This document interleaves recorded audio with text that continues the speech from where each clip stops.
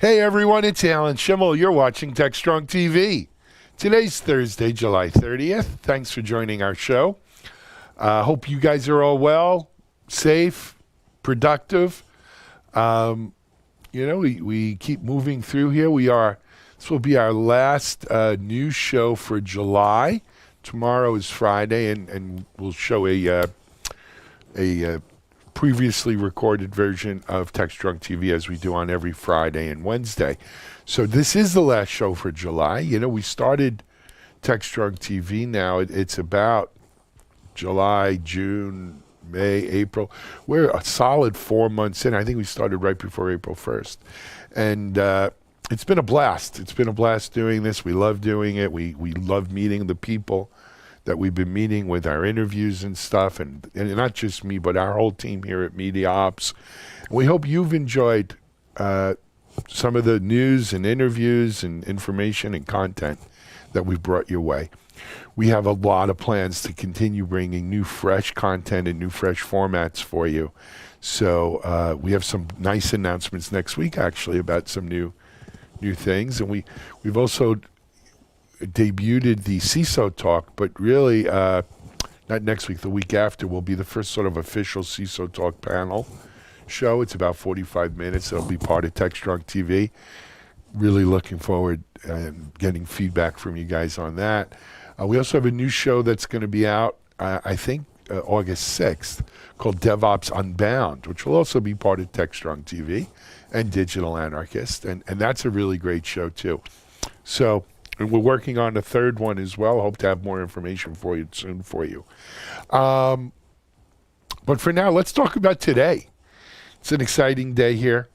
I've got some decent people for you to meet. The first person we're going to interview comes to us from GitLab. A lot going on with GitLab. They have their huge GitLab Commit virtual event, which we are involved with them, and doing a bunch of interviews on that one now. But this isn't about GitLab Commit, though. It's with Jason Yavorska, who's in their product team there. And Jason's a long-time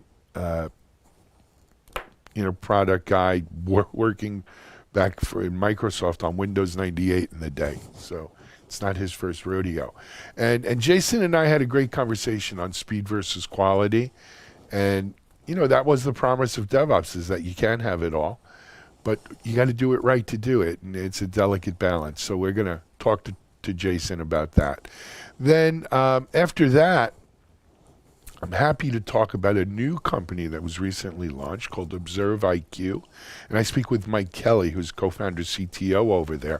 ObserveIQ is actually a spin-off from Blue Medora, right? Blue Medora sold significant assets off and but took what they had left, which was around an open source log agent, and spun up what is now called ObserveIQ.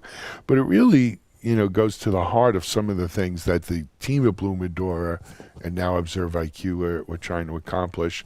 And they think they could make a real change in the observability market, which is, a word we've been buzzing around here lately. But let's hear what Mike Kelly has to say about that. I thought that was a good interview. And then lastly, last for me anyway, for today, is an interview in the continuing series I have had the pleasure to do with my friend Liz Zalman. Liz is the CEO of Strong DM.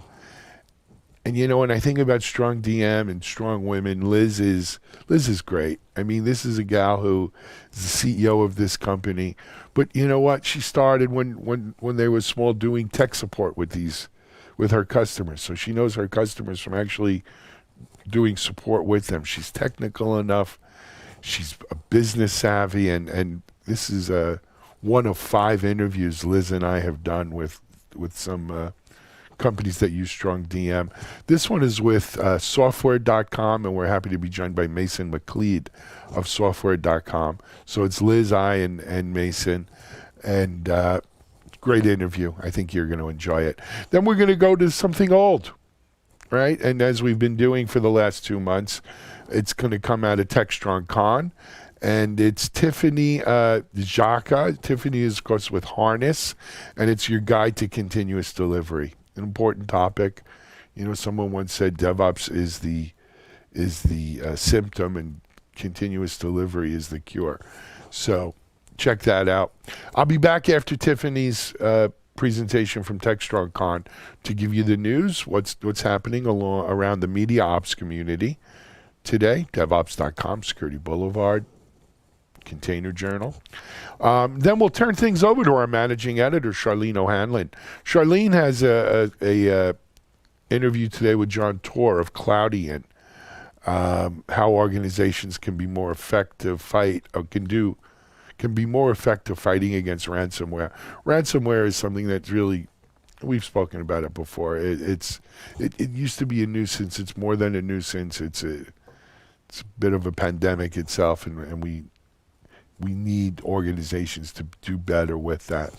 After Charlene will also give us a webinar preview for what we have in store for the rest of this week, as well as an early look at next week's webinars on Media Ops, and we have some great ones there. After that, I'll be back to introduce Mitchell Ashley, CEO of Accelerated Strategies Group here on the Analyst Corner. And then it's Thursday, and every other Thursday we try to run Jane Explains. It's my partner, Jane Grohl, from the DevOps Institute, Humans of DevOps. And Jane has a great Jane Explains this week, and you can check it out. And then I'll be back to wrap things up. So sounds like it's going to be a good one here today on TechStrong TV. Let's take a quick break for a commercial, and we'll be right back with our first guest.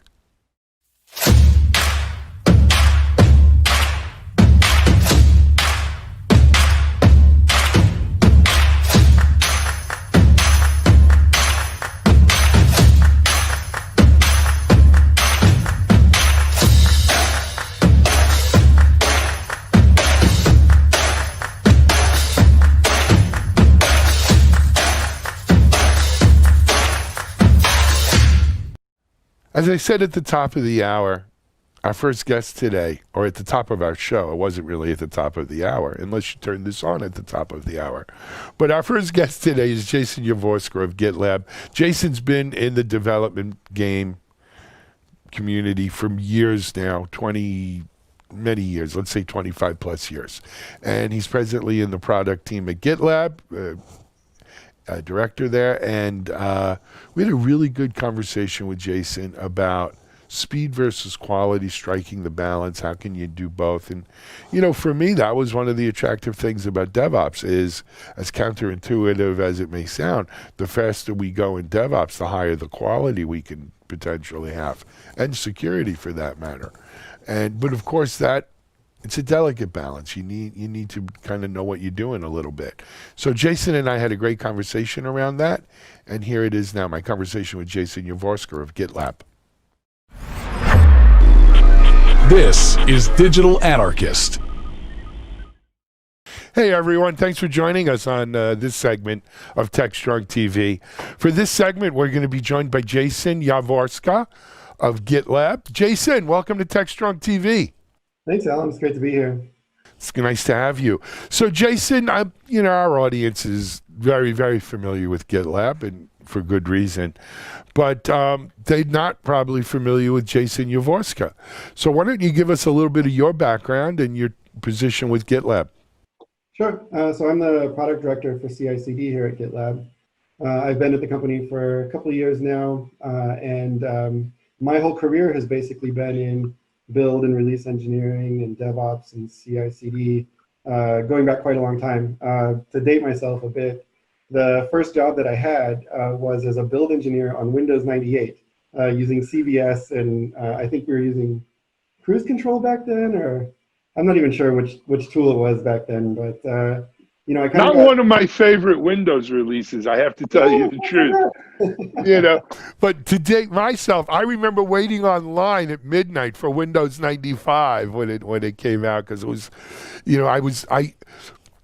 to really date myself, I came off of OS2 Warp to go to Windows 95 because I was an OS2 user for years before that. I didn't let, the pre-95 interface for Windows was elementary to say the least. And OS2 Warp was, I mean, Windows 95 looked more like Warp than anything that Windows had done, or it looked more Mac, to truth be told. But yeah, I remember those years, man, very well. Very well. Good stuff. So look, I mean, here's the good news, though, is being at GitLab and the product director for CI/CD, you're having a real impact on, what the next generation of folks are building and the tool they're using to help build these apps. Especially with COVID and everything going on, we're living on apps. We're living on the internet, and it's where Windows 98 probably had a 95% market share eventually, right? And but in some ways, what you're doing now may be even more important. So anyway, good stuff. So Jason, what I wanted to talk to you about today was really about, to me, one of the at the very heart of why DevOps, right? And the premise of, and it's almost counterintuitive, that by going faster, we could be better, right? Because people would say you got to go slow to improve quality. And you want to make sure you finish all of your testing cases, and you want to really, go slow but get the quality right. And one of the things that originally attracted me to DevOps was the idea of, no, that's wrong. If we could automate more and go faster, we'll actually improve quality. And with feedback loops and iterate, release, we'll improve quality faster. What's your take on that one? Yeah, I agree. Obviously, I've been around for a while, and I remember those days when it was like, we got to slow down, we got to bring in more quality people, and we got to spend more time in quality. We got to plan all this stuff out and be more thorough in our testing. And somebody came along at one point, and it was like, well, what if we just did the hard things until we got really good at them? And so that's where we got to. What if we continuously integrated to master, for one, or what if we continuously deployed to production? And your initial reaction is like, wow, that sounds incredibly hard, but and risky. But once you start doing it, more than hard, risky as hell. Exactly. And you find that you can build a little bit of structure in place there, and you can actually go much faster in a safe way still. And so, yeah, DevOps to me has been the journey of kind of exploring the promise of that idea. Is if you do the hard things and you do them with some rigor and some mindfulness, that you'll get to great results. Sure. I had this conversation with a longtime tech executive the other day, and we were talking about sort of pre-DevOps release cycles. Maybe you release twice a year or whatever, right? Or once a year. But it was getting to the point, Jason, where the actual development, let's say in a 6-month release cycle, you spent maybe 2 months actually developing, if you will, writing code, right?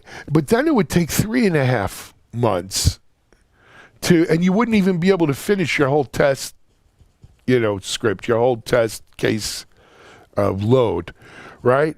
But it would throw off enough fixes and revisions that it put your release date in jeopardy, because you only had another 15 days, 2 weeks to fix everything that you're seeing in testing, and then maybe retest it one last time if you can, but often there wasn't. I mean, there just wasn't enough time to get a 6-month release out the door when testing was going to take 3.5 of those months. Yeah, well, you'd have the code freeze at 3 months, and then you'd start doing RCs once a month for the last 3 months. And right. I mean, it was, it was a crazy way of doing it. But if I would have, transport myself back, Terminator style, into that engineering team meeting and say, guys, you're doing it all wrong. We're going to release 3 times a day, 5 times a day, right? And we'll MVP and and just keep iterating and fixing and getting more and adding incremental stuff to this. Yeah. they would have rode me out of, they would have tarred and feathered me first and then rode me out of town. You know, it was like I was crazy. But yet that's where we are now in CI/CD, right?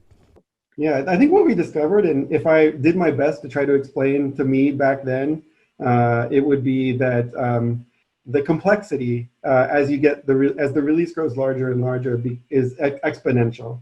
And so those 3 months that you're spending on trying to validate everything works together, if you'd have broken it out into smaller chunks along the way, the amount of time you'd had to spend testing would have been smaller on each chunk, and it wouldn't have added up to the same amount of time as the 3 months of testing, because there's just fewer relationships between things. And yeah, but we probably would have got run out of town for sure. Yeah, you too. We all would have.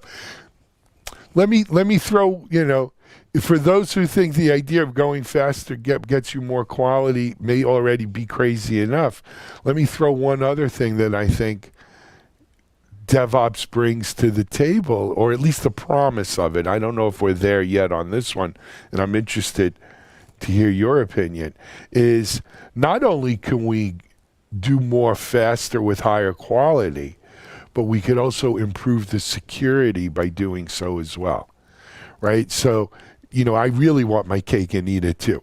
What do you think about that? Yeah, I think that's true. The quality of testing tools for security has really there's more tools today than probably even existed. It's more than 5 years ago, you know, probably, that do all kinds of interesting things around license management, container scanning, dependency analysis, and chain of custody, and like all of these interesting angles of looking at security. And they do it all in an automated way that it just kind of happens during your pipeline. And so, yeah, I mean, looking back again, the way we used to do things, it was that you just kind of hope for the best, right? And you followed best practices, and you tried to use secure code, and you tried to build on secure code. But now you can be a little bit faster, and having all of these checks in place that are automated let you kind of go, but still have the confidence that you're not really screwing anything up. Sure. Well, I'll tell you, two things really pop out to me. Number one, and you know, it's been out a while, but I remember when sort of fuzzing first started, right? And of course, this is something GitLab is working on with their DevSecOps portfolio. And so, you know, the idea of fuzzing where you can test for a variety of things without even really know what you're testing for, right? I mean, what you're testing for is security, obviously, but you didn't need the precision in the for a particular exploit or a particular thing you're looking for. You fuzz it and see what kind of pops up that, you know, may be vulnerable there. I think the second thing is the idea of shifting left this testing, right? You know, I spent 15 years in cyber, Jason. The idea of a company that would test existing applications and infrastructure, you know, more than twice a year was, I'd want to kiss them, right, if they would do that. Now, you know, we test, you know, it's a majority. The last real survey I saw was 75%, but I bet you it's got to be up near 85, 90% of code is tested for security prior to release now. I would agree with that. And I think it's been a force multiplier to have the, to shift left. It's because there used to be sort of an adversarial relationship, or at least like, to say the least, security testing and developers, because it was like they would show up late in the cycle and say you need to change fundamental things about what you've built. And so it was very expensive and sort of miserable, and shifting it left has made the relationship much more positive. And I think that's where a lot of these tools are coming from. It's security researchers and developers working together to build. Working together. No, look, I do a DevSecOps event at RSA conference every year for the last 5-6 years. And the idea behind it was to bring the security community with the DevOps tribe. And when I first started, there wasn't a lot of love lost there. But it's come together really nicely. Another big, I think, game changer, though, Jason, has been the open source, right? And GitLab, of course, is a poster child here, right? GitLab itself is open, right? Or a lot of what you guys do is open core, open source, but it also talks to the software composition analysis, right? The amount of open source components that get put into modern applications. It's the majority of the code in an app, and so that allows you, I think, to go faster as well, because you're dealing with known quantity, known entities, if you will. Yeah, a lot of stuff for a long time for a lot of companies ends up being kind of gluing together components that are out there and technologies that are out there and building a unique solution with them. And yeah, open source is really, really great for that. Open source is, I'm a huge believer. It's wonderful in so many ways.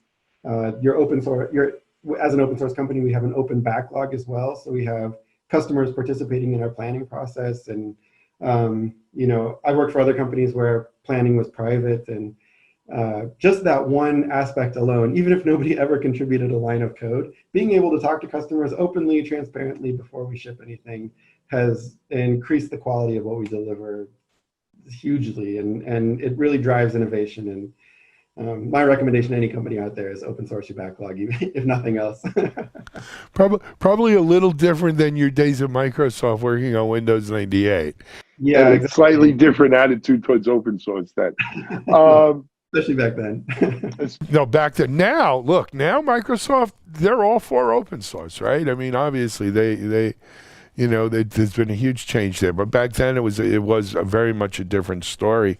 Slackware Linux desktop while I was working at Microsoft. Oh, that would have been grounds to get fired. Are you kidding?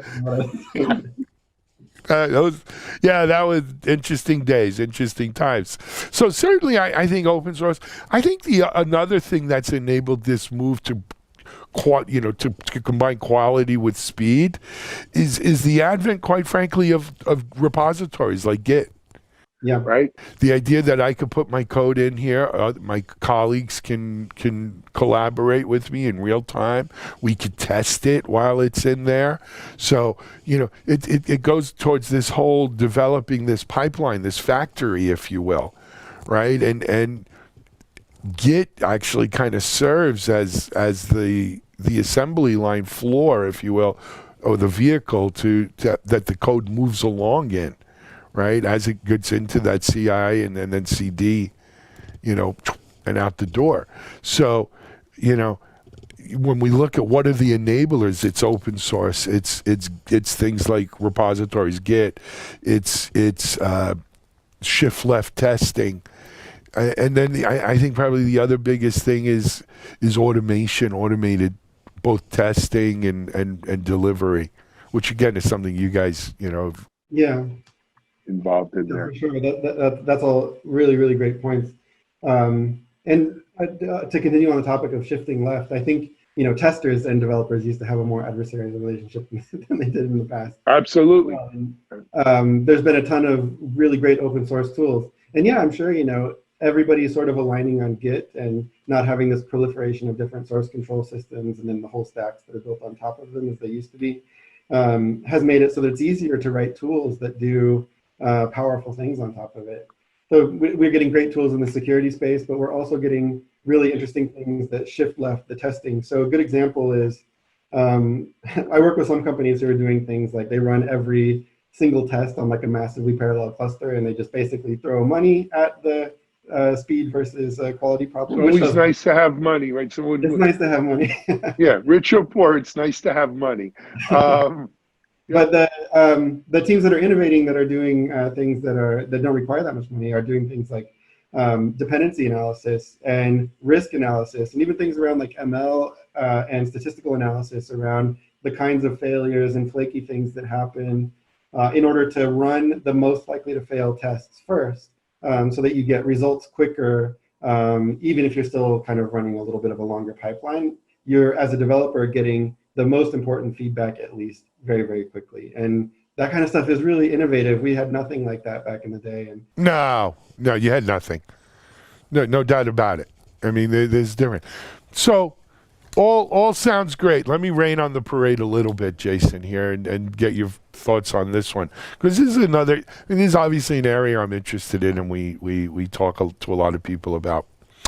So you brought up past adversarial positions between security and developers, testers and developers. Right, a lot of developers thought testers were just people who weren't smart enough to be a developer.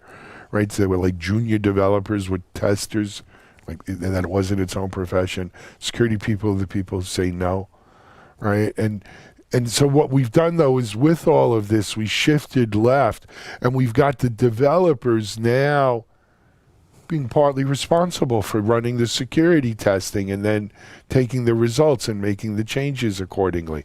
We've got the developers running automated, in many cases open source testing, right? Working with the testers, but it's the developers who are doing that. We've made the developers release engineers, right, to a certain extent. A lot of developers, as part of that CI/CD process, are actually release engineers. They're the ones pressing the button, or the DevOps team, pressing the button. What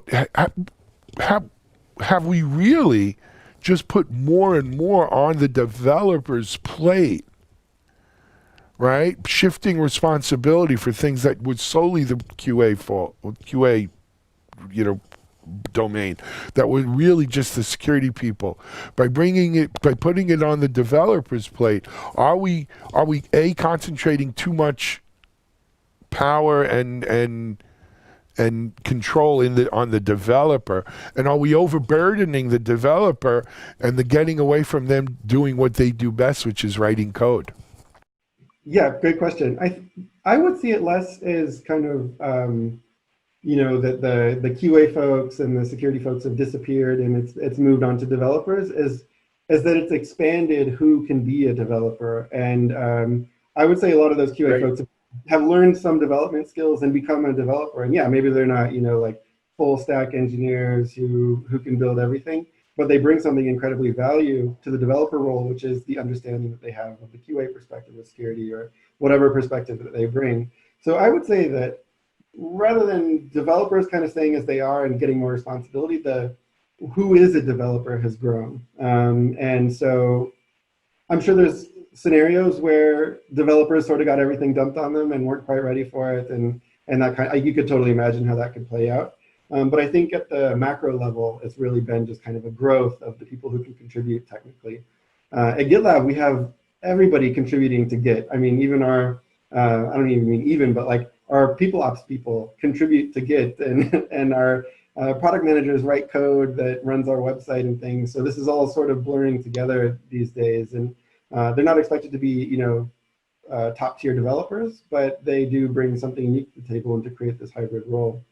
And that's I think the main thing that's happening. The other thing is that the tools are just getting so much better. So as a developer, the load of having to say, if you were given the problem of, go tackle security testing, now you can find tools that sort of tie it all together for you. There's good best practices out there. They're open source. You can assemble them together in your pipelines, and it more or less works. And it's a little hard. It's not hard to get yourself into trouble, but it's easy to get started, maybe is the right way to put it. Excellent.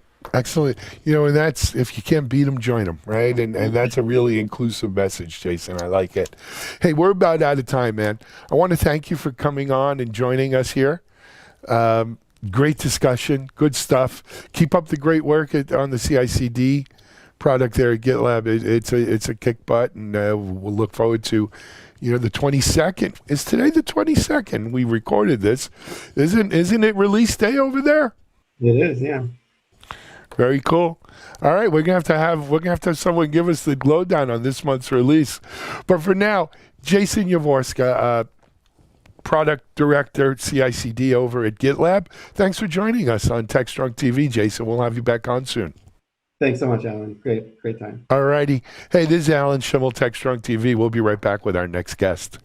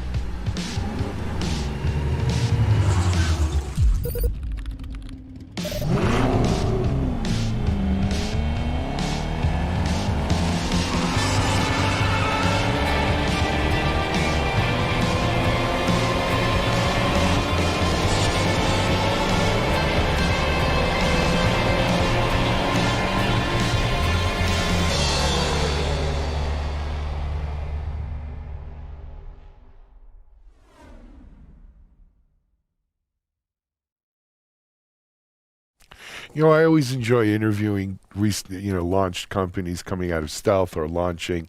There's just an excitement that you get when you start up your company. And this next interview is no different. I speak with Mike Kelly, who's the co-founder CTO for ObserveIQ. ObserveIQ took a little different path than other startups. It's actually a spin-off. The folks at Blue Medora had sold some assets off, and they took what they had there, which was around an open source log agent, and spun up what they're calling ObserveIQ.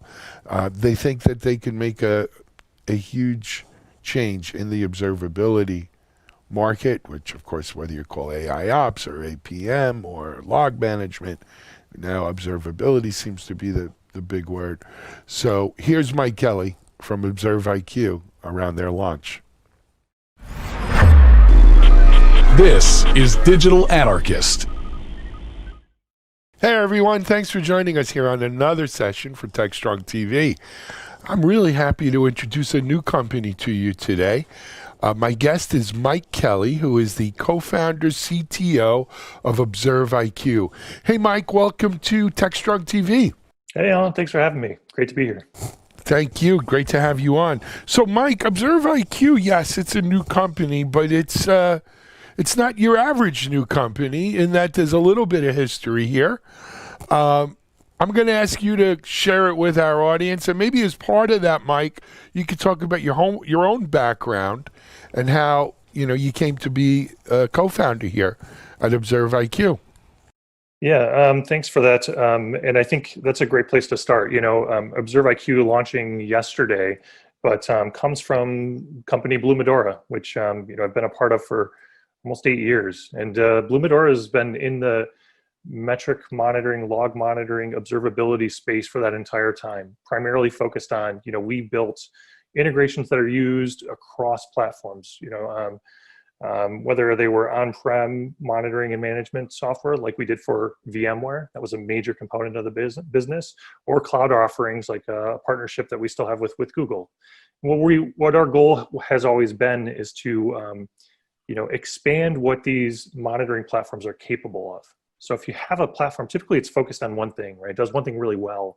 And those customers, they use it and they're passionate about it. Now they want to use it for everything inside their IT stack, whether it's monitoring servers, network gear, or their cloud infrastructure and their applications. So that's kind of where we came from. A couple weeks ago, the VMware portion of our business was so successful that ultimately we've sold that to VMware, and they're going forward with our True Visibility Suite. And so it made sense for us as a company to relaunch as ObserveIQ, taking the core that we've been working on and kind of where we're headed and what we see needs to change in the space. So we're really excited to get started and launching with some new open source technologies right out of the gate. Wow.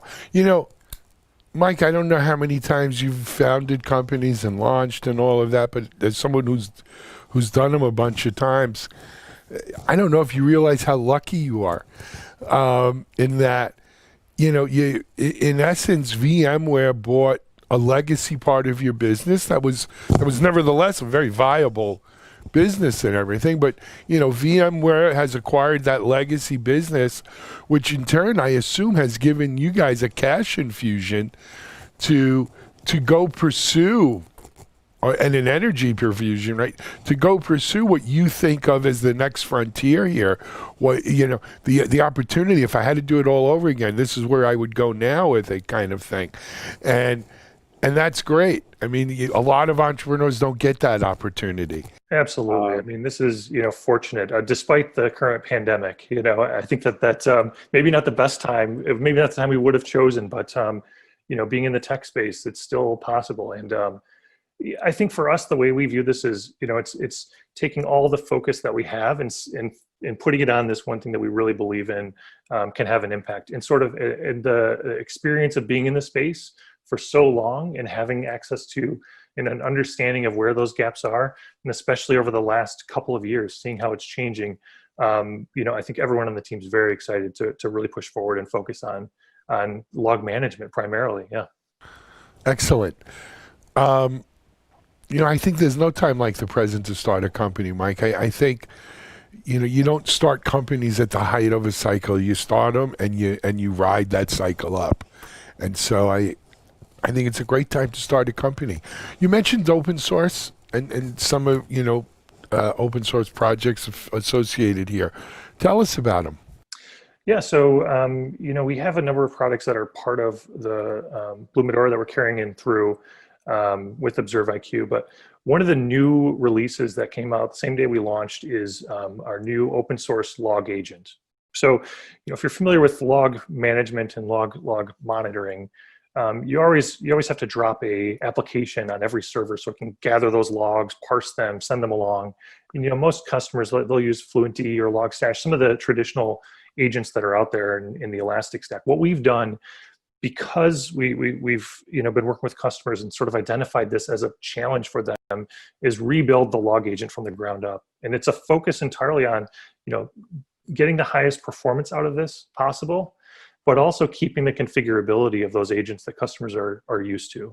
So this has been a big challenge for folks for a number of years, and something that we've seen with customers. Some of the largest Fortune 500 customers that we have are trying to implement an open source log implementation, and the bottleneck has been the agent.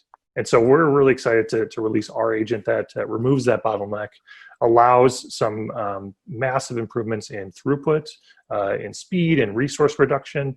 And you have to think, when you're a large company and you have thousands or tens of thousands of these deployed across systems, if you can drop the CPU and memory footprint by 90+%, that has real meaningful impact, right? And not only that, but also allows you to start to push even more data. When we're talking to some of these customers who, with the expansion of their log monitoring over the last few years, they're going to sending terabytes per day, sending terabytes of data per hour.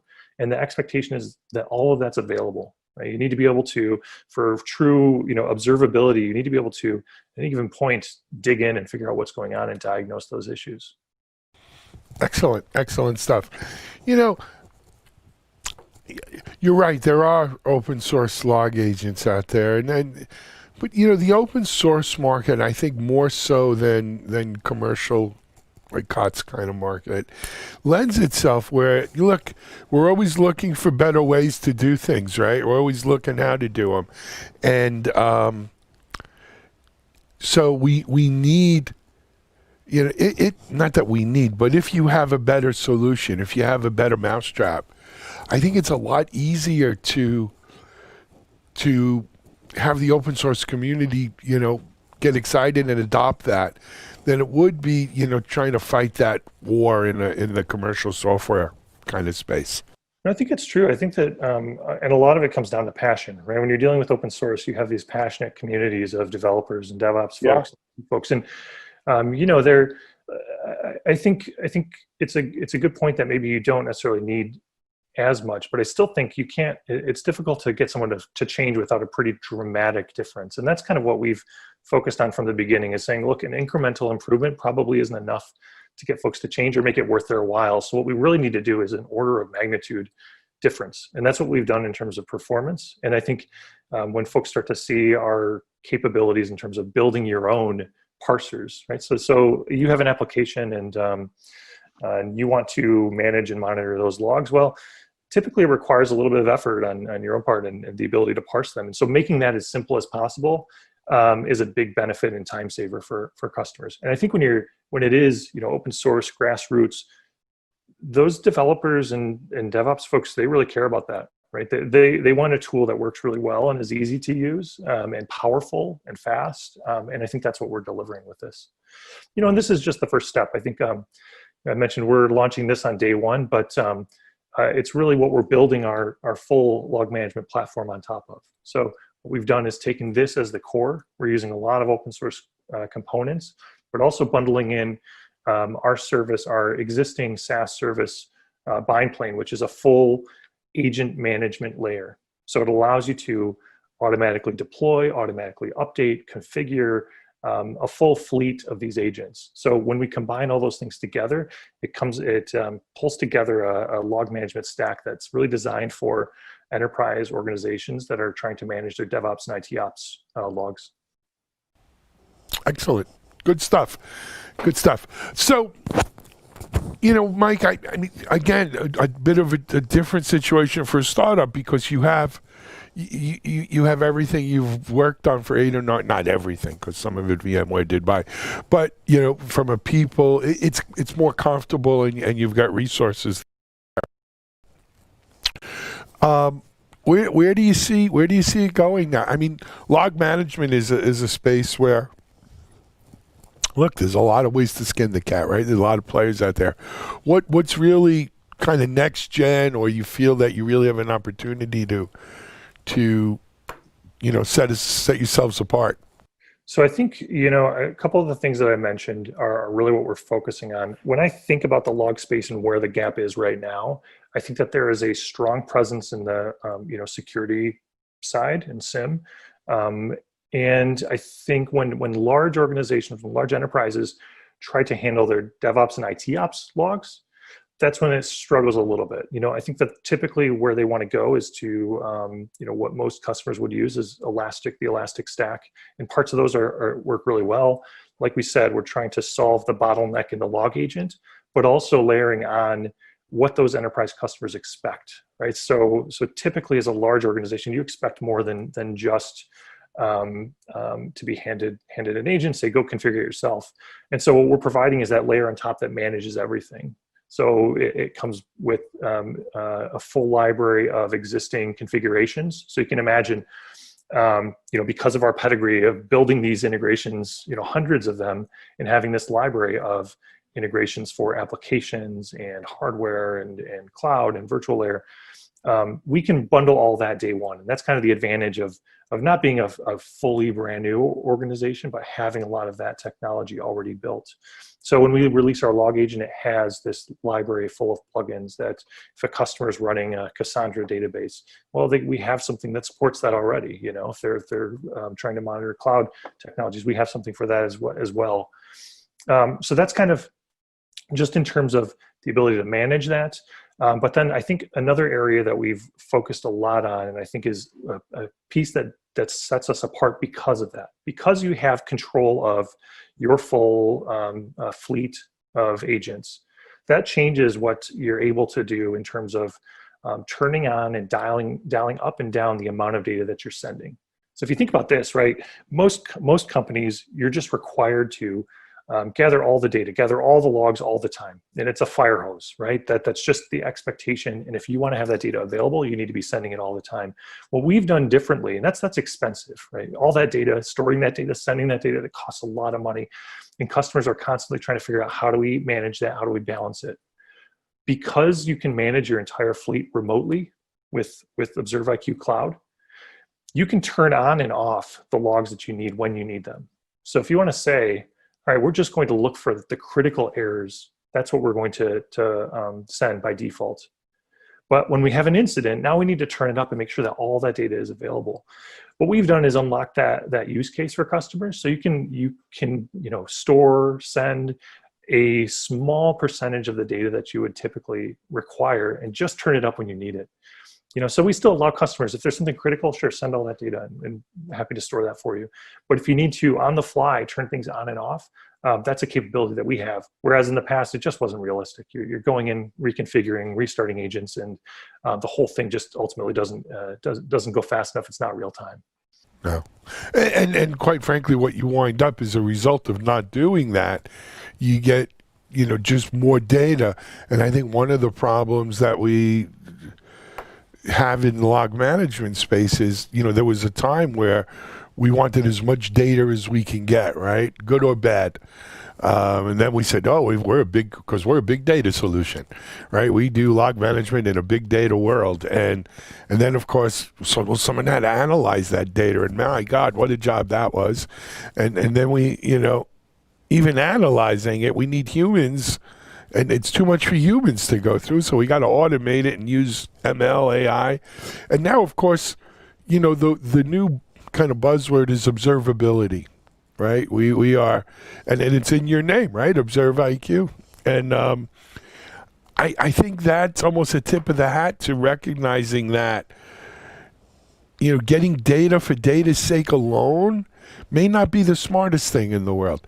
It's about observing what's there that needs to be acted on, right? And yeah, we could store everything under the cloud or on the cloud or whatever you want to call it, but observability is a key piece of the puzzle here. Yeah. I think, and that's, being in the space for quite some time, you see that is, and you see folks, the pendulum swings back and forth, right? And now we're gathering everything. Always We need more. And then you realize, all right, well, that's not manageable. We need to start going back the other direction. And so sometimes it's hard to pinpoint exactly where you are on that's where you are, but certainly right now, there's just massive amounts of data, whether it's from a perspective of just too much data to really be able to even comprehend and understand what's going on. That's one challenge, right? It's expensive. That's another challenge. So I think that finding ways to help customers mitigate that and limit that, that's critical. And that's, been a big focus for us. Very cool. Mike, we're about out of time, but you know what we didn't mention? We didn't tell people how to get more information. Is it still the Blue Medora website, or is it their new... No, I should check out our new website, ObserveIQLabs.com. Or you can look at us on GitHub at ObserveIQ. See, come and download, try out the new agent. Excellent, man. Glad to hear that. Mike Kelly, CTO, co-founder at ObserveIQ. Is it ObserveIQ Labs then? And I was wrong. No, Or is it ObserveIQ? ObserveIQ. We've got the labs right now, but that's the domain. Yeah. I gotcha. Hey, thanks for joining us, Mike. Best of luck with this. We'll be following you and looking for success. Thanks a lot. Thank Appreciate you. it. Good talking with you. All right. Hey, this is Alan Schimmel. We're on TechStrong TV, and we're going to be right back with our next guest.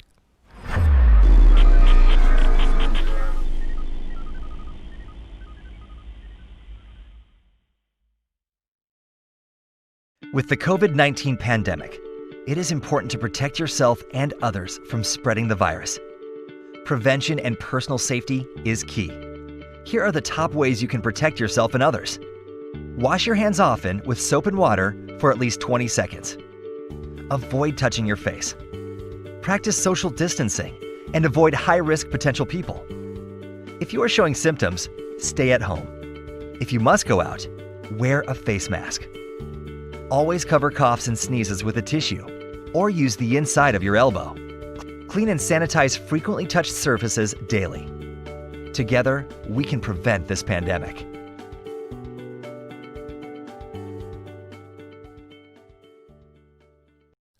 As I mentioned at the top of the hour, my friend Liz Zalman is a woman I'm proud to be friends with and know. She does a great job, leading the charge at Strong DM. But she's what I would call a very hands-on CEO. They're not, Strong DM's not a huge organization. So Liz has done, sales, customer support, and everything else in between, as a good CEO does in a startup. I've had the pleasure to do a series of 5 interviews with Liz and some of the Strong DM customers. Here's our interview with Mason McLean of Software.com, pretty well-known company, and how they're using Strong DM to help enable rapid integration with assets, whether they be on the cloud, the edge, remote, what have you, and, part of your identity and access management. So here's Elizabeth Zalman and Mason McLean. Elizabeth's with Strong DM, Mason's with Software.com. This is Digital Anarchist. Hey everyone, thanks for joining us on another episode here of TechStrong TV. We've got our reoccurring guest friend, Elizabeth Zalman of Strong DM, joining us here. Hey Liz. Hi. And joining Liz and I is Mason McLean of Software.com. Hey Mason, welcome to TechStrong.tv. Hey, thanks for having me. All righty. So Mason, you're the new kid on the block, and we're going to give you a chance to lead things off. I think a lot of our audiences have certainly heard of Software.com if they're not really, really familiar with it. But for those who aren't, why don't we give them a little background? Sure. I mean, high level, Software.com is a developer data platform. And our aim is to create and provide insights for productivity for individual developers as well as engineering teams. And we do this by gathering telemetry data from inside of code editors and then layering on contextual data from other parts of the software development lifecycle, like how many hours you've been in meetings, What kind of music do you listen to while you code? Do you code during work hours, after work hours, at the office, remotely? And then really paint the full picture of where your time goes and how it's impacted by these external inputs. And that's what we provide back to developers as kind of the product there. So you can really see how your time is impacted and what you're doing throughout the day in order to improve. Very cool. And then, Mason, we should tell people, or at least give them a little background. What's your role at software.com? Yeah, so I'm the CTO here at Software, just joined this year. And, it's an exciting time to join in. The product's been out for a while, and so there's a lot of proven track record, and it's just taking it to that next level, and I'm excited to be here. Very cool. And, we do have Liz from Strong DM here. So the obvious question is, you guys are using Strong DM. I'm going to assume. Talk to us. Why? What's happening that Strong DM was a solution for you? Yeah. I mean, the main thing, and this is actually the second time that I've signed up to use Strong DM. I used them before at my previous company I worked at, Fair. It's a fintech company. And the real premise is that, at Fair, it's in fintechs, we gather a lot of personal information. At Software, it's a lot of information about your behaviors and all of that stuff. And it's just personal information. And I feel like in the role that I have of being CTO, I have a responsibility to protect that. And I really personally feel like it's a moral obligation to protect my users' data. And Strong DM helps me do that in a number of ways. And so it's been a rock steady foundation that I always build into the tech stack whenever I go and build something now. Excellent. So, you open the box, we got to see what's packed inside. What are the number of ways why, you can't just leave us hanging there? Sure. I'll enumerate. So for getting access to developers, and the classic way that you do it for databases, right, is you have credentials that you share amongst however many developers need access to that database, which means as soon as you rotate that password, if you do, then you've got to update everyone else. And now you've got copies of passwords everywhere on people's local machines.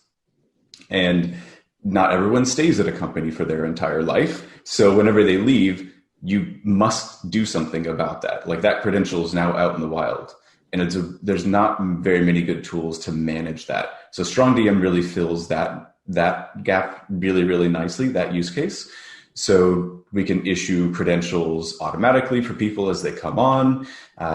We use Gusto for HR stuff. So they've got an API. We can just, as soon as someone comes online, we can issue them credentials to data stores immediately.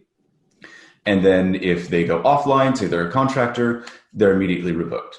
And the perimeter of the security just gets really tight and really well controlled, which is such a relief for me. And then on the other side, securing access to servers via SSH. And we're also deploying a new Kubernetes cluster, controlling kubectl access, and having all of that be auditable. Because we also have some contractors working on our database, so we can see what commands are running, what queries are running, and be able to trace that all back. And being most of the time, we're not, of course, looking at the audit trails. It's really knowing that it's there. If something happens, we'll know exactly how to trace that back. Love it. Very, very good stuff. And you know what? I applaud your personal, taking this, I want to call it fiduciary duty or responsibility for safeguarding people's really personal data, for taking it personally like that. No pun intended. And maybe if more people did, we'd be better off. Though, look, no one ever raises their hand and says, I want to be breached, right? And even sometimes doing everything you can, it's still not enough to prevent these things. But you could certainly take, precautions. You can make it harder by using tools like a Strong DM and so forth. So much. I had a friend of mine call me last week old client of mine from my security days, who unfortunately, they got to pretty bad. They got into his Charles Schwab account. They got into his payroll account. They got into all of his emails, and he's in the merchant processing business, so there was merchant application. It was crazy.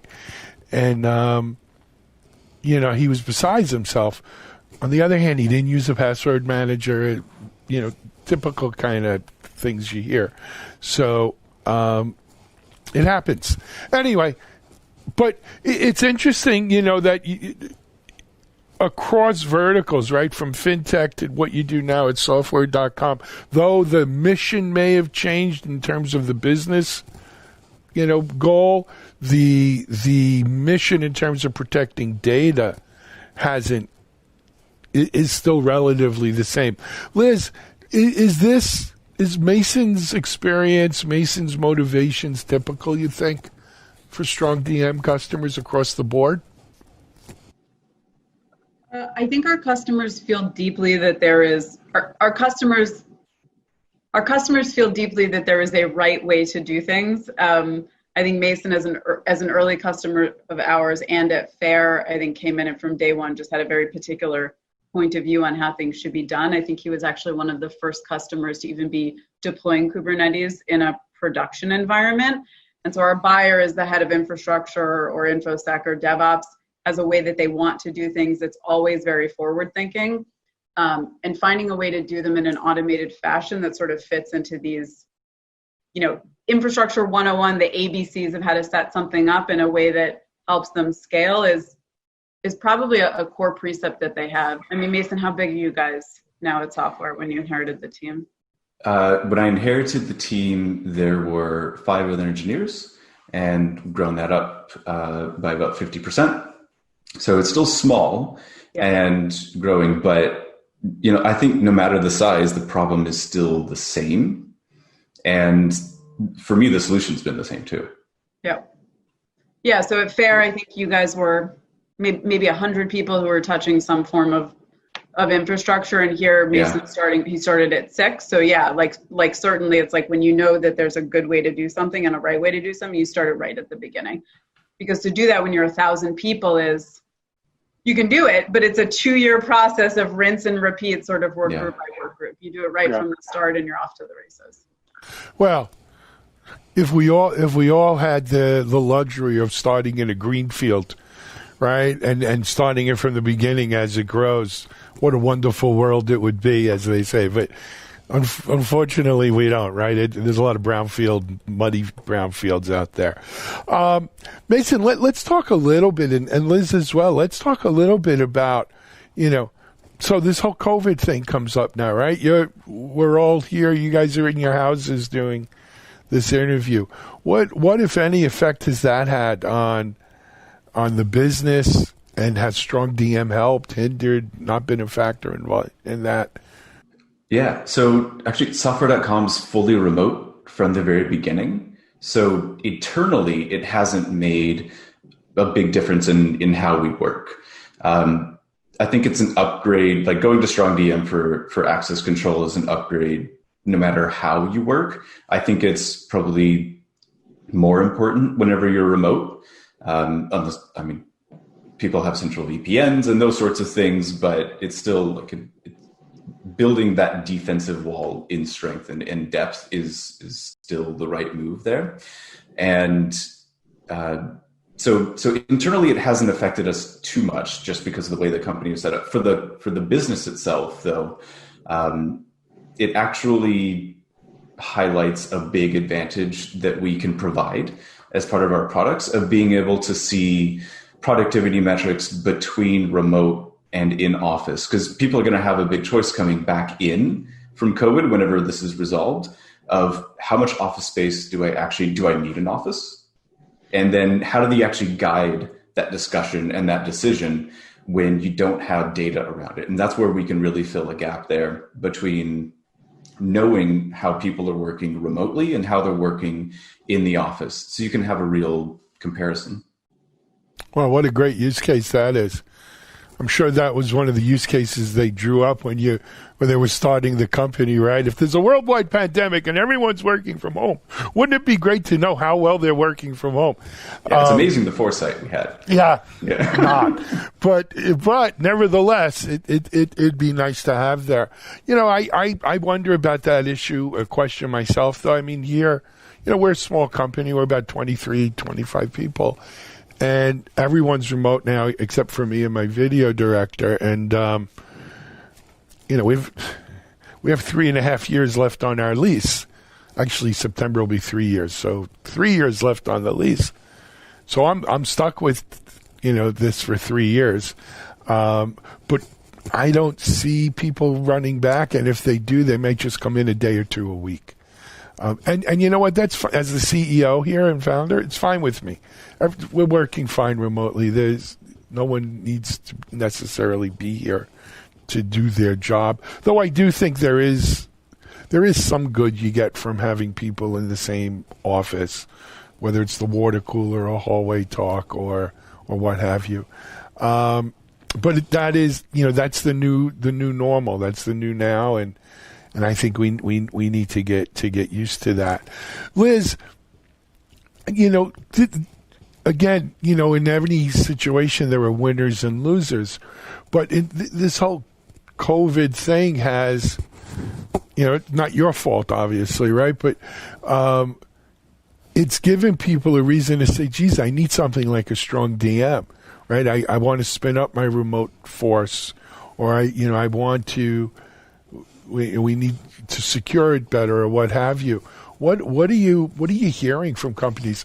Mason's a 2-time user already, but first-time people, what are they saying when they come by?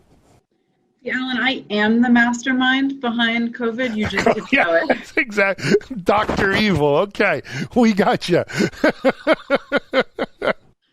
No, yeah, Mason is certainly in a subset of company that enjoys being remote from the start and being able to build that way.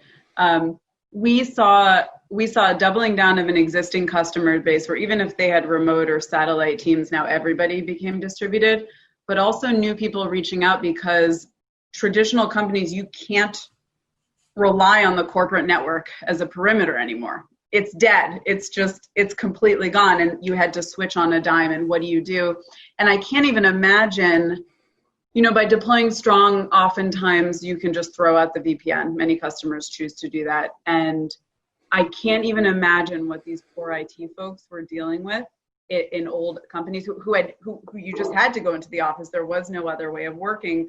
All of a sudden getting all of these requests, I can't connect to the VPN or any sort of IP-based whitelisting, oh my God, to get access to privileged systems, my heart goes out to them. Yeah.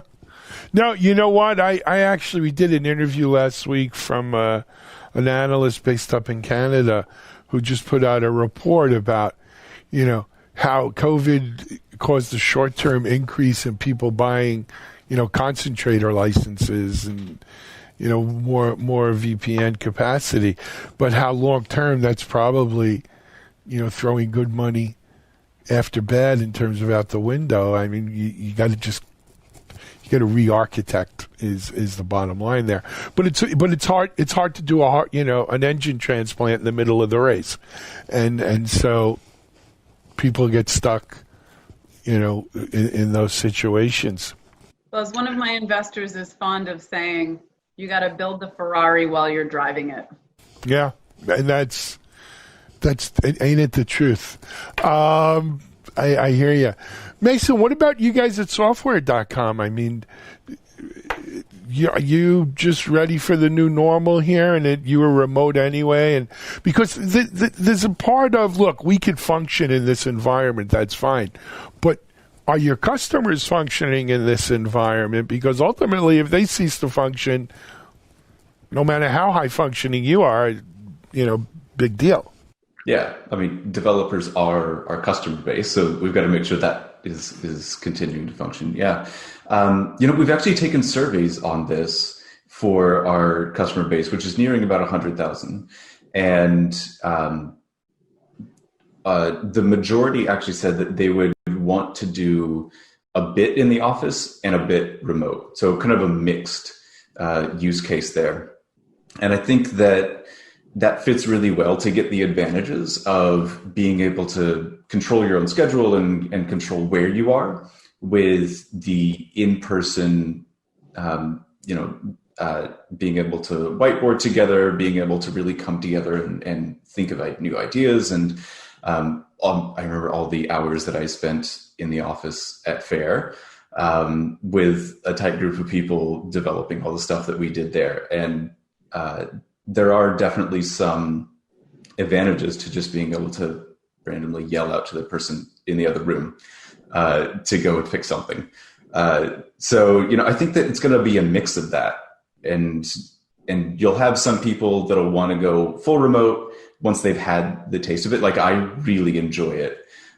Like I said, and you can tell by the bare room behind me, I'm moving this week, actually. And it's really interesting to start to feel the effects of being able to live anywhere and work the same job.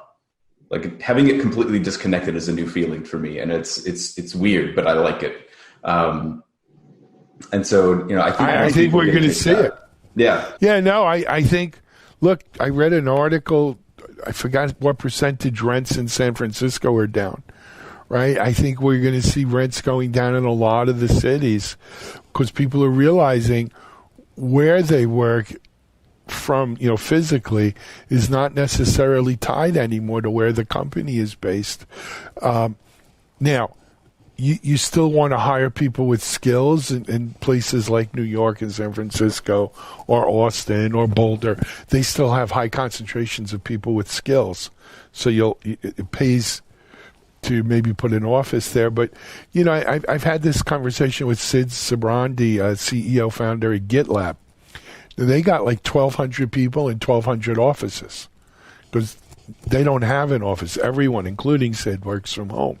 And his thing is, for newer companies, it just doesn't pay because, once you put an office down, you're saying, that's it. I'm confined to that talent pool. Where if you want to swim it, have choices in a wider talent pool, you're not big enough to open an office wherever you'll find talent. And so, a remote force is probably the way to go. I mean, good for Liz and the strong DM team, right? But I think that's part of where we might be headed. Yeah, and I think if you limit yourself to one specific geographic region to hire from, you're limiting the upside of your entire company. Yep. And incurring cost along the way. Absolutely. I think that's an outdated look. Do it. Yeah, I think so. I think that's where we're headed. Anyway, guys, we're about out of time. Mason, I told you the 20 minutes goes quick because usually Elizabeth talks so much, she takes over the whole conversation. No, she doesn't. We're just kidding. Yeah. But I'm going to give you each a chance to say something before we log out here. Mason, you're the new kid on the block, so why don't you go first? Okay. Well, again, thank you for having me on. And it was a pleasure to talk about what we do at Software, where, again, it's a developer data platform designed to help developers individually to see where they're spending their time, look at productivity metrics, and improve, as well as helping manage the entire software development lifecycle from input all the way through output. And thanks to Liz for StrongDM and StrongDM for a great product that helps us secure our data. It's definitely a huge benefit that I put into every tech stack that I build now. Very cool. Elizabeth, I'm giving you the last word. I think Mason just summed it up for me, although I think my hair is better than his, so I'm going to retain that for me. I think both your hair is better than mine. And we'll I leave don't know it how at his that. looks so tight, dude. Who's cutting your hair? I cut it. I learned I watched YouTube. I missed this part here, but I did. You know what? I think that's been a thing. I mean, it's easier for guys than it is for gals. I will say that. I commend you, Mason, both on your haircut and your choice of infrastructure technology products. Very cool. Guys, on that note, we're going to call it a wrap. This is Alan Schimmel for TechStrong TV, Elizabeth Zalman from Strong DM, Mason McLean from Software.com. Thanks for being our guest. We'll be right back with our next interview.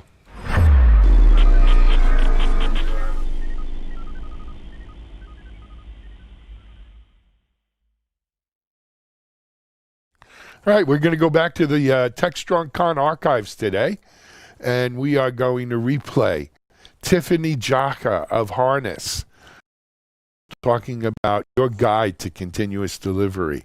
I think it was a great presentation at TechStrong Con, and this presentation, as well as the other 50 or so presentations from TechStrong Con, are all still available at TechStrongCon.com, as well as digitalanarchist.com, so you can catch them on there.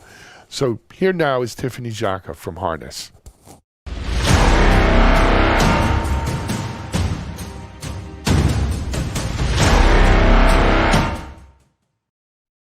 Hey everyone, how's it going? Welcome to TechStrong Con. I'm Tiffany Jakja, and today I'm going to talk about continuous delivery. This session is really exciting to me because at Harness, we get to help empower developers to move fast without breaking things. And so this session is your guide to continuous delivery. We're going to talk about all of the good things, the components of delivery, how to scale it out so that you can support your whole organization in a sustainable way and repeatable way, right? Because as we know, there's a lot of components that are involved in software delivery. You have sort of the development side of things where you have to ensure that you've planned for all of your code features, that you execute on them, that you're continuously integrating them with tests and a build process so that those things can reach a customer. And operations manages a lot of that work, right? They ensure that your applications are running perfectly in different environments so that you can operate on them and monitor sort of the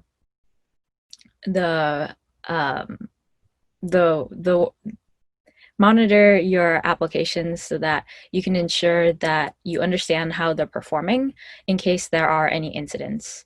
And really, this talk is about how to combine all of these components so that you can have this continuous loop, so that development and ops doesn't feel like a silo.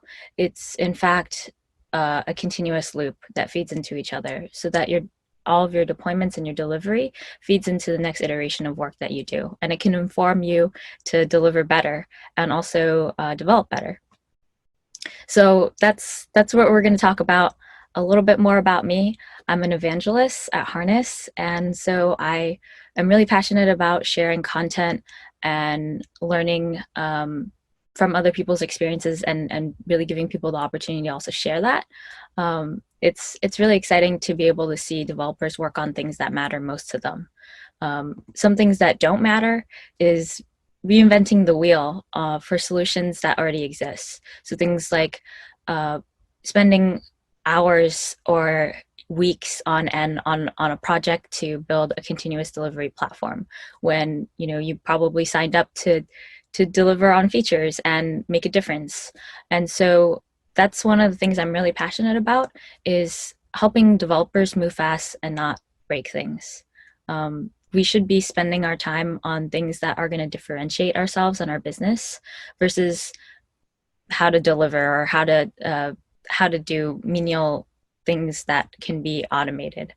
And so this is just to say that there are a couple of different ways to go about this. And so if you're asking, like, how do I not break things? How do I move faster? Then we can discuss some anti-patterns for that. Some things that kind of stop flow and stop us from moving faster include anti-patterns like deploying software manually. So going into your laptop or SSHing into a specific environment and deploying your application as a single user. That can stop us from having visibility into our delivery, and so things like that will slow us down. Another anti-pattern is long release cycles. So waiting until you're almost completely done with a product before even putting it in a production-like environment, because maybe you don't have the resources to do that. And some of the problems that come from doing that include an infrequent deployment frequency, which can definitely slow you down and from getting new features out to customers. It can also lead to higher change failure rates, where every time you make a change, it's most likely that you're going to have some type of failure. And that's because your releases are too big. There's too many features, there's too many changes, and you don't know sort of what's causing a specific problem. You don't know how to debug it because you haven't put it into any type of environment. And so these things can cause issues. Another anti-pattern is manual configuration or environment management. So if you're going into an application and manually configuring it after you've deployed it, if you're manually installing specific dependencies onto your machines, that can be really challenging as well, because then you don't have any visibility into, well, aside from the person who actually did that work, what exactly happened on that machine? Can we verify it? Can we repeat it? Can we do it across multiple machines? And so that's stopping you from scale as well. And so this is all to say that we do a lot of these things because there's so much to do with delivery. We're worried about specific things. Maybe we don't have the right tools, the right processes to enable not doing these things. These are just common anti-patterns that I've come across in different organizations. And so hopefully, if you have any of these kind of anti-patterns in your organization, you can target them and figure out, at least have a plan for remediating some of these things so that you can move faster. So this is a good place to start, kind of talking about what is the difference between continuous integration and continuous delivery. We talk a lot about CI/CD in DevOps methodologies because it introduces this idea that you can automate your software delivery process, right? And so things that people don't really realize is that there is a lot that goes into software delivery. There is a lot that goes into continuous delivery that we don't really think about aside from pipelines. And a lot of times you'll hear the term delivery pipelines, and we'll talk about a little bit more about that concept, but it's a way for people to get from point A to point B in an automated and repeatable way.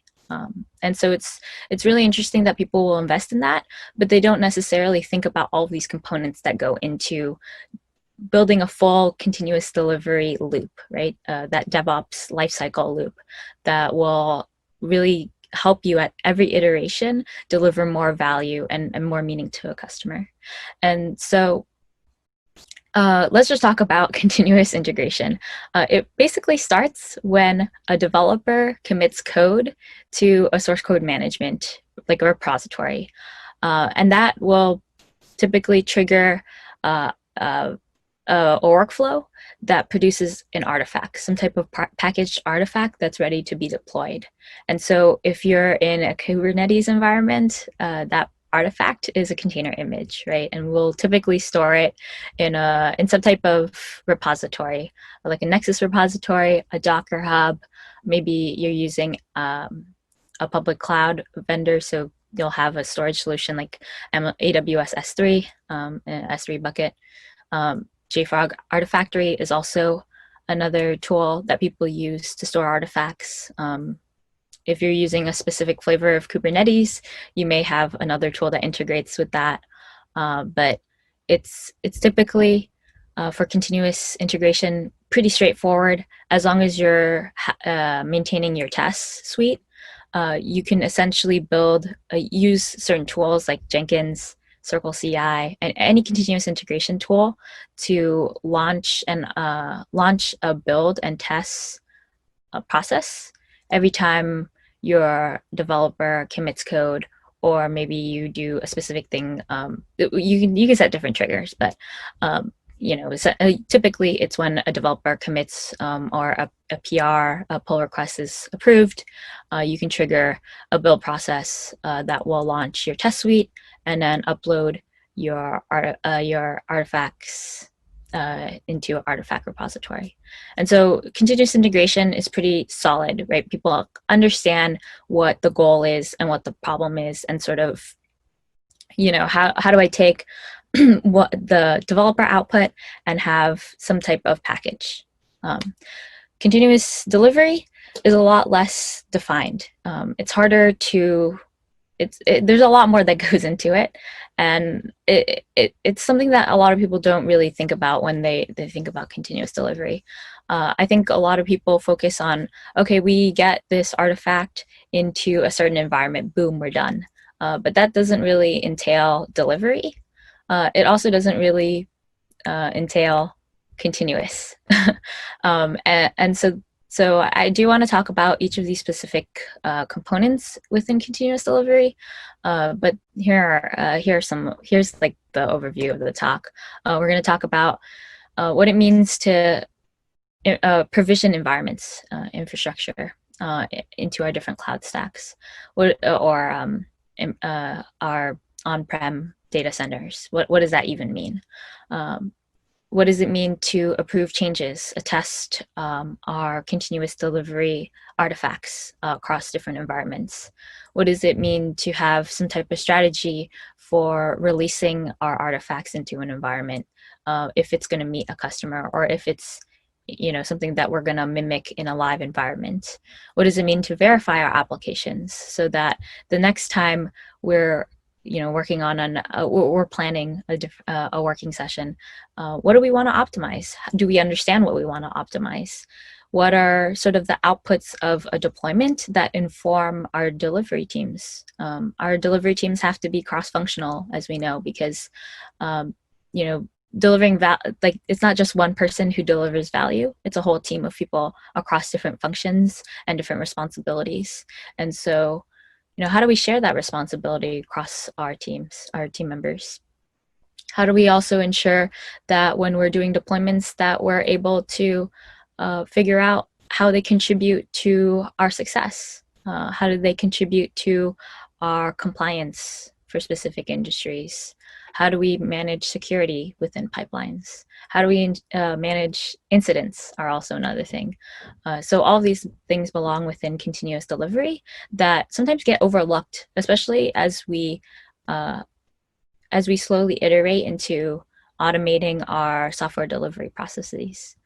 It is a journey. It's not to say that you can do all of these things in a click of an eye, right? It does take a lot of planning. It does take some foresight, some intuition, some strategy. So hopefully this talk can give you a lot of that information. So let's talk a little bit more about pipelines, because it is sort of, it tends to be the heart of a CI/CD process. And so a delivery pipeline takes you from point A to point B.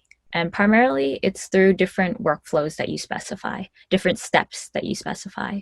So if I wanted a full end-to-end CI/CD pipeline, then I would take my code commit and bring it down and bring my pipeline all the way down to deploying to production. And in there, I'll have different steps and different environments that I interact with, right? I'll have my test and build and package process for continuous integration, continuously integrating changes, my code changes into a package deployable artifact. And that artifact gets stored in a repository. And after I have that artifact, right, I should be able to choose, what environments I want to provision to, or what environments I want to deploy to. And so that means I have to provision different environments. That has to be configurable through code. I can deploy to the typical deployment pipeline will have you deploy into a non-production environment so that you can do user acceptance testing, different types of verification. Then, once you feel that artifact has the proper tests and verification, then you can promote that into a production environment. And once you promote it to a production environment, you can also verify that that application is running properly. And if it's not, then it's important to be able to roll back on that deployment, on that change specifically. And so that's sort of the typical deployment process. You kind of have this CI aspect to it. And then afterwards, you want to provision your environment, deploy to a non-production environment, do some testing, promote it to production, verify it, and if it's not doing so well, roll back. And pipelines just give people a good idea about what the process is, right? It gives you the opportunity to say, well, this is how we do deployments to production. This is how we do continuous integration. It's a set standard that lets people repeatedly get from point A to point B. And that's really important in organizations because you do want standardization and consistency. And typically what you'll see people do is they'll build into their pipeline this confidence that their application and their artifact is working properly in their environments. And so you'll hear a lot about enterprise governance and pipeline governance, which gives you this this integration into your pipelines, the ability to attest all of your artifacts and build confidence that your artifacts are proper and that all of your changes are managed properly and compliant. So that's another term that people will talk about when they discuss pipelines and automation. So we talked a little bit about continuous delivery and sort of what it means and how it differentiates from continuous integration. We also talked about how it feeds into this DevOps mentality where we want to continuously deliver value at different iterations. And so why might you want to pursue like investing into your continuous delivery process? Well, there's a couple of different effects and benefits to it. And so it includes empowering your teams, empowering your developers, right? And this is primarily through giving people the opportunity to focus on other things aside from, late night deployments, things that are failing in production but people don't understand. And it also reduces errors because it gives you the opportunity to automate a lot of these things. And so it also reduces stress on teams because every deployment doesn't have to be this thing where they're manually configuring everything. You have to write a bunch of documentation after a deployment. You may still do that, but it's a lowered stress because you have this platform or you have this solution that tracks your deployments and your delivery. And really it's this continuous value aspect that I was talking about that helps you helps you absorb the most from your process. So let's just get into sort of what it takes to deliver, continuously deliver. We talked enough about continuous delivery. So here is each of the aspects that I'm going to cover. I think that you have to kind of approach each step with its own nuances and its own sort of subject matter expertise that it requires.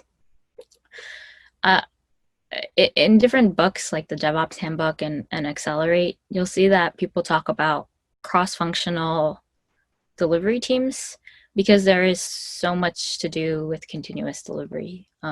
And as a developer, you may not have visibility into all of the work that is required to do some things like infrastructure provisioning or release strategies or managing verification.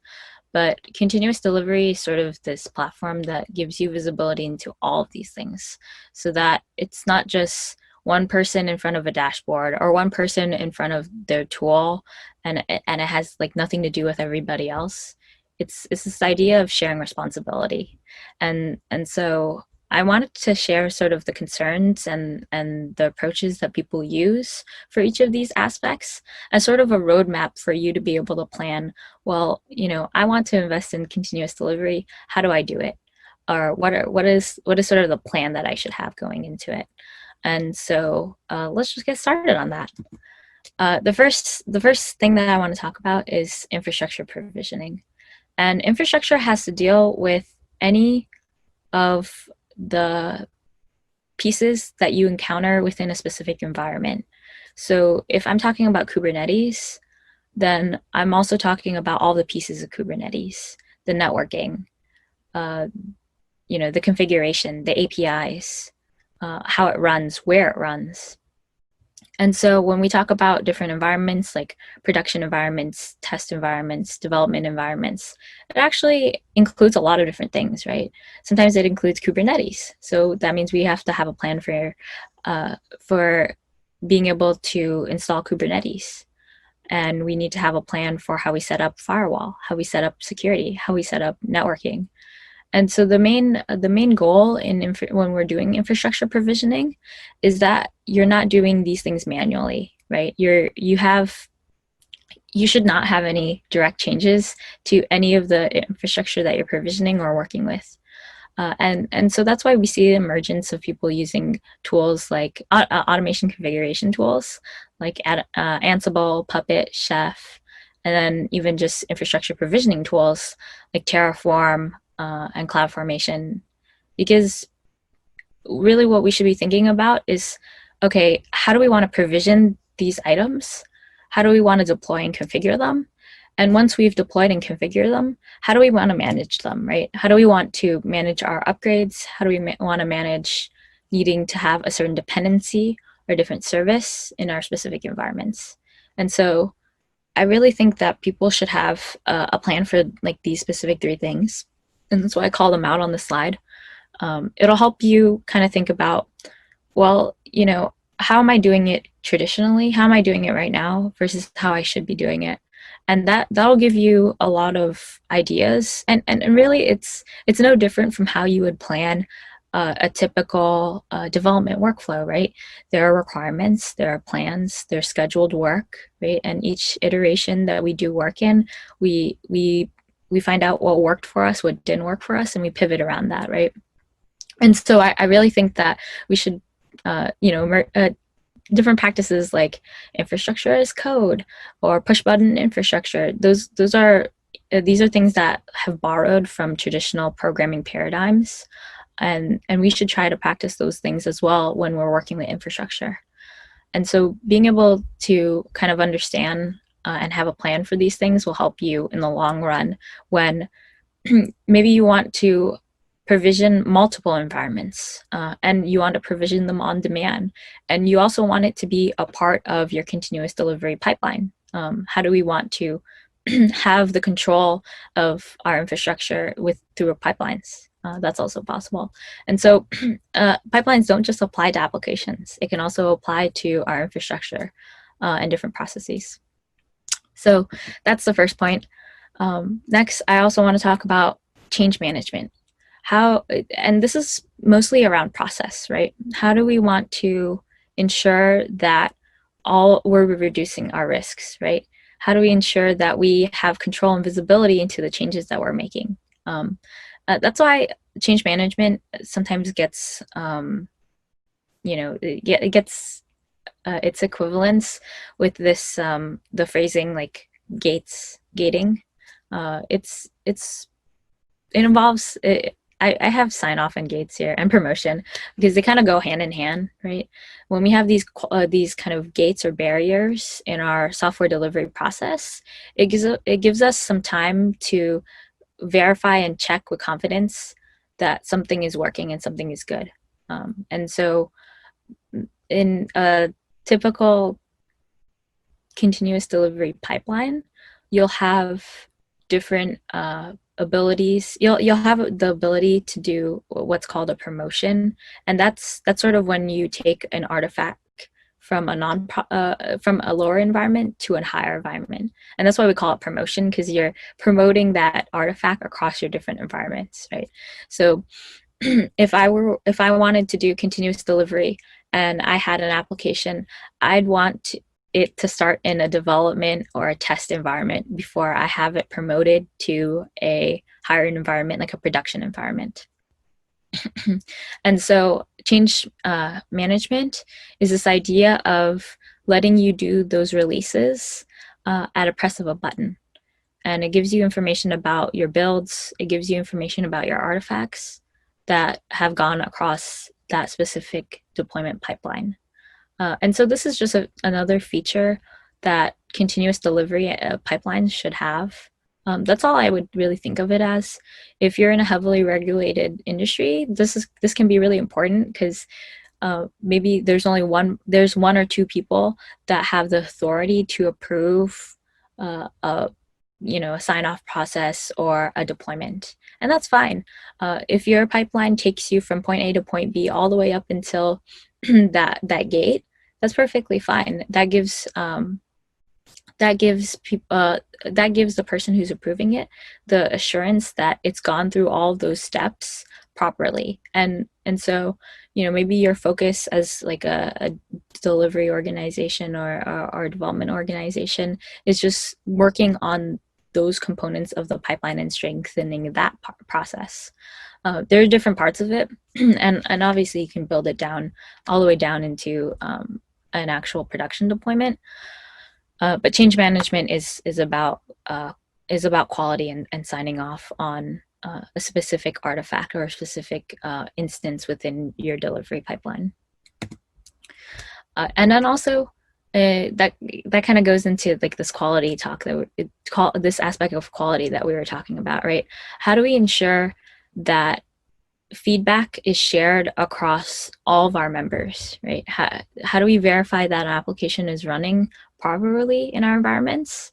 And how do I ensure that that's shared with everybody?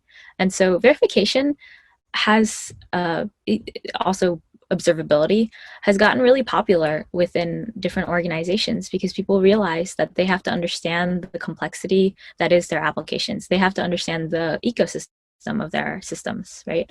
So, if an application fails if you have a microservices application or any type of services, if you have a request going through and it fails, where within that call chain did it fail?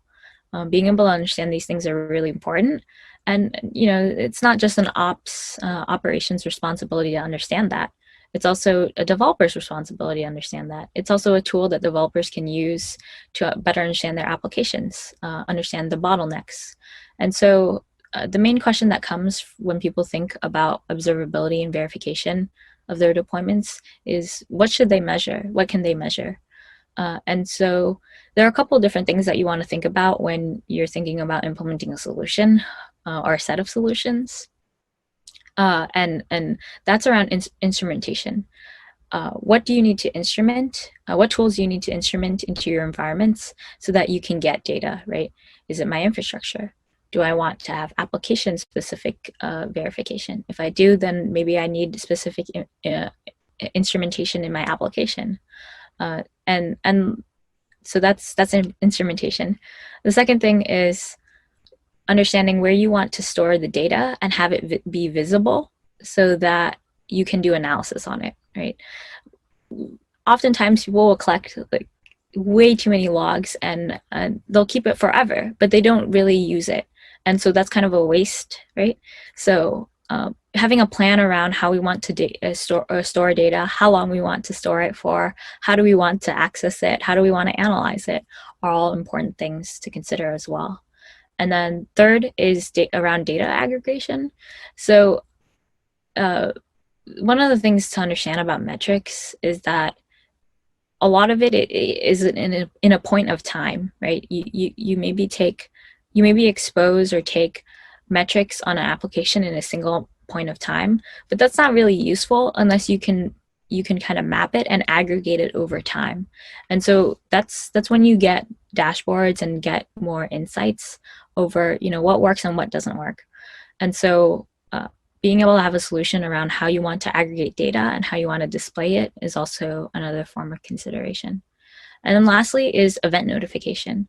How do you want to be notified? How do you want to be alerted? Is another aspect to verification that sometimes people don't have or haven't really invested in, but should also consider as part of their verification process.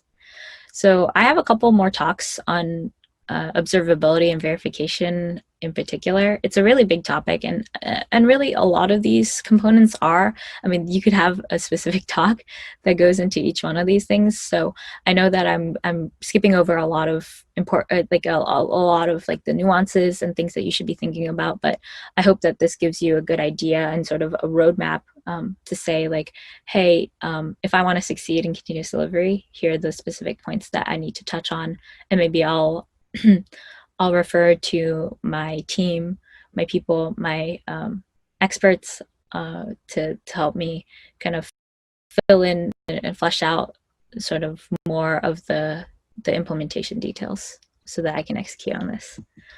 So with that, in terms of verification, that just assumes that you've already had the application deployed, but there's also this component of, you know, how do I want to release and how do I want to back out of changes when they don't go well?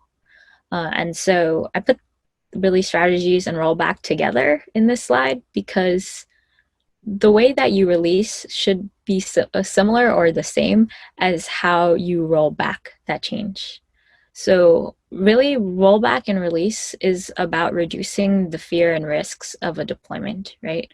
I think a lot of times people will avoid doing continuous delivery, or even just, you know, people will avoid having these systems or letting developers have access to their own deployments because there's a lot of risk involved in it, right? And if you haven't built out the processes to ensure that you're minimizing that risk or reducing that risk, then really you don't feel comfortable doing those like weekly releases or daily releases because you're not sure if, well, if I have something live in a production environment that I can roll back. And so that's why release strategies are really important. Different solutions have been emerging lately that we see, like with Istio, that lets us do kind of, you know, rolling deployments or A/B testing or network shifting, network traffic shifting. And it gives us the security that, you know, in case traffic is going to the wrong application or going to the, you know, to an incorrect or faulty application, that we can just switch traffic over. And so continuous delivery also helps with that because it has this once you build in this process of releasing, you can also build in a process for rolling back. And so there's two standard ways that people release and roll back, and it's really to, when you're doing a deployment, keep an old version of the application rolling or keep it up, so that if that new version of the application is not working, well, then you can just switch it over, right? So that's the typical one. That's the one that people are comfortable with, right? It's simpler because all you have to do is have 2 instances of your application running, and so people will trade off, you know, their compute to do that, you know, their compute resources to do that, because it does. That is sort of the trade-off, is that you have to have 2 applications running, two instances of your application running, and so that can sometimes be heavy. The second method is you'll have only one instance of your application running at a time.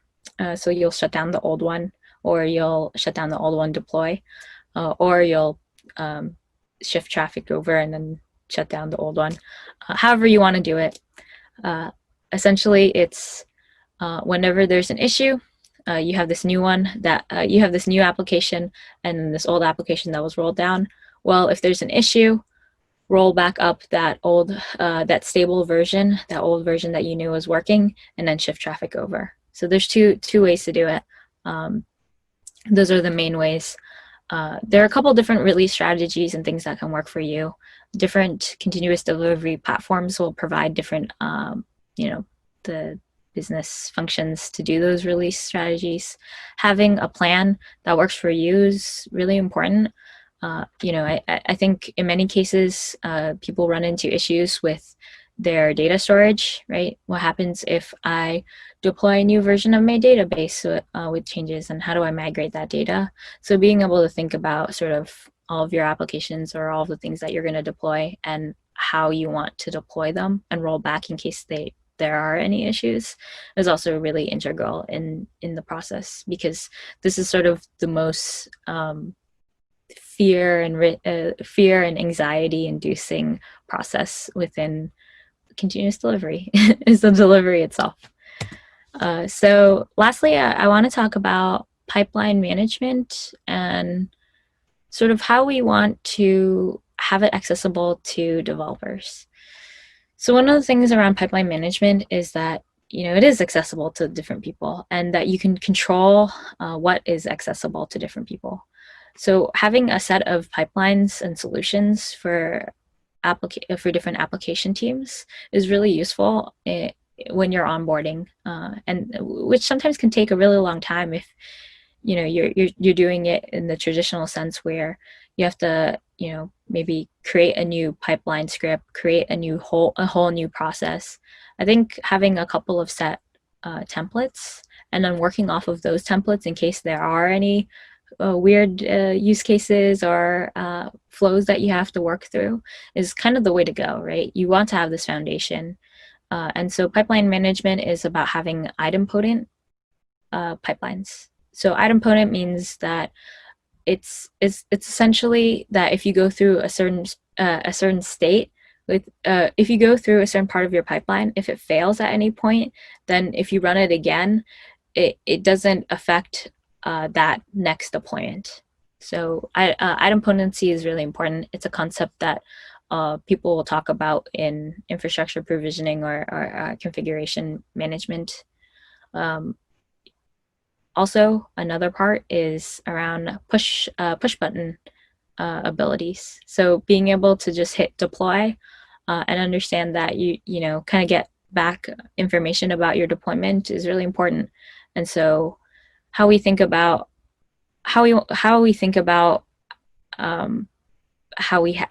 access control and pipelines is sort of another aspect of continuous delivery that I think a lot of people should invest in. You know, what should developers have access to? What should they not have access to is also really important. So, you know, if you liken pipeline management to that makes that, you know, then you can understand it a little bit more. Also, audit and compliance is a big thing, right? And especially in different specific industries like healthcare or finance. Auditing, it kind of answers the question of who, what, who, when, you know, where, and why. So being able to get sort of an audit log on who did a deployment, when did they do that deployment, where did it go, you know, what was the artifact that was deployed is really important. And so continuous delivery also helps you with that. And it's something that you should consider if you're having any issues with, you know, audit trails or compliance, regulatory compliance mandates. So these are the components for how to achieve continuous delivery. You know, but how do we do it at an enterprise scale? I want to talk about, this is the last section of this talk, and I want to talk about sort of how do you want to achieve that. So we talked a little bit about the components, right? And how pipelines you can build a lot of those components into your pipelines, right? So that you are releasing repeatably and reliably. There's also this component of automation where you're automating a lot of your tasks, the daily things that you would otherwise have to do manually or you would not be able to have visibility into. Automation and pipelines kind of helps you with that. And then there's this idea of self-service, right? Being able to control or have some type of control into your delivery process empowers people to be responsible for the delivery of an application. You know, it's not like we're throwing things on the wall or over the wall. It's not that we're, you know, just kind of blindly taking in requirements. Or we're not thinking about, you know, how to maintain code bases, how to, you know, how to really achieve application development at scale, right? And self-service ensures that everybody has a sense of responsibility and understanding about what goes into delivery. continuous delivery also means continuous improvement, that we're building quality into each deployment. And each deployment is helping us build quality into our next deployment. It's really this cycle that encourages improvement and gives people the tools to understand where they can improve next. So that's sort of the heart of this talk, right? How do we enable continuous continuous integration and continuous delivery so that we have this DevOps loop that feeds into our life cycle of an application? And so it's all of these pieces that, that says what operation does feeds into what development does, and what development does feeds into what operations does. And it bleeds in to create this process that harmonizes across different teams and an organization. And so that's why I want to talk about continuous delivery as a service, which is Harness's product, and helps you do a lot of these things. So we have something called continuous verification, which ensures that our release strategies can be verified, and our releases can be verified. And if they're not verified, you can automatically roll back. I think a lot of things that are emerging right now is around ML ops and AI ops, which is this idea that we can use AI and ML methodologies to improve our operations tasks, right? So, how do we use our existing tool sets, our existing maybe monitoring tools, our APM solutions to inform how we do our deployments, how do we verify our deployments, right? And so continuous verification is being able to set those specific rules, and then letting your machine learning algorithms or any type of logic dictate whether we pass, whether we're verified or not. Then we also have smart automation, which includes integrations that allow you to use your existing tool chains or your existing environments to really automate this process of environments. So there's that, and then there's continuous security and continuous insights, which gives you like what we were saying with dashboards and being able to control secrets management and audits, and basically ensuring that it's not just dev and ops, but it's also security, DevSecOps. So those are some components that Harness offers. If you'd like to know more, definitely reach out to us. We'll be at the booth. More than happy to answer any questions or even schedule a demo. But yeah, that's some more about continuous delivery. So glad that you guys could join this session talking about sort of what it takes to achieve continuous delivery. But yeah, thank you everybody for attending.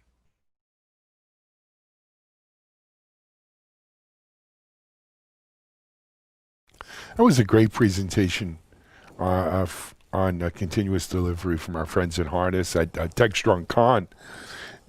It was great. It was a great. It's actually a great virtual event with so much great content. We are planning several other virtual events that I want to make you aware of. First of all, we are co-producing the DevOps India Summit, which was originally an in-person event in India the last couple of years, the largest DevOps event in India. Of course, this year with everything, it's virtual. The good news is you don't have to be in Bangalore to attend anymore. You can be anywhere. And it's a great lineup of speakers, including yours truly. And DevSecOps is a big theme at this year's DevOps India Summit. I think there's a couple of thousand people registered already, so it promises to be a great one. Please check that out. DevOps India Summit, and I think they're looking for sponsors as well still, so if you want to reach a great audience and it's not just an Indian audience, you should go to DevOps India Summit, checking that out. I did mention earlier in the show we are helping with the GitLab Commit virtual event, which promises to be probably one of the biggest virtual events so far this season. Amazing lineup of speakers, but it's more than speakers. There's a ton of interactivity, a ton of kind of events swirling around it and activities. So do check that out. GitLab commit. And then in October, we will be bringing back our 3rd annual DevOps experience. We are just finalizing some of the major headliners who will talk there. And also in October, we will have our virtual Kubernetes, 2nd annual virtual Kubernetes summit. Also promises to be great. And we will have more information on that in the coming month. So lots going on there. But now let's talk about what else is going on around the media ops neighborhood. As usual, I'm going to give you a couple of headlines from the different sites that we have, and they're not meant to be exhaustive or, all-encompassing. You really got to go to the sites and check them out. But let me tell you, on Security Boulevard today, we have the results of a survey of what's the top security stressor, lack of support. I wouldn't have guessed that, but it's a good survey. Go check that out. Sunrise Security adds governance engine to tool based on Graph. Graph is a really popular open source project, and go check that one out. And then all you need to know about HIPAA requirements, I bet. But anyway, those are some of the hot ones up on the boulevard. Over on Container Journal, we have Pan digs deep into Kubernetes security flaw.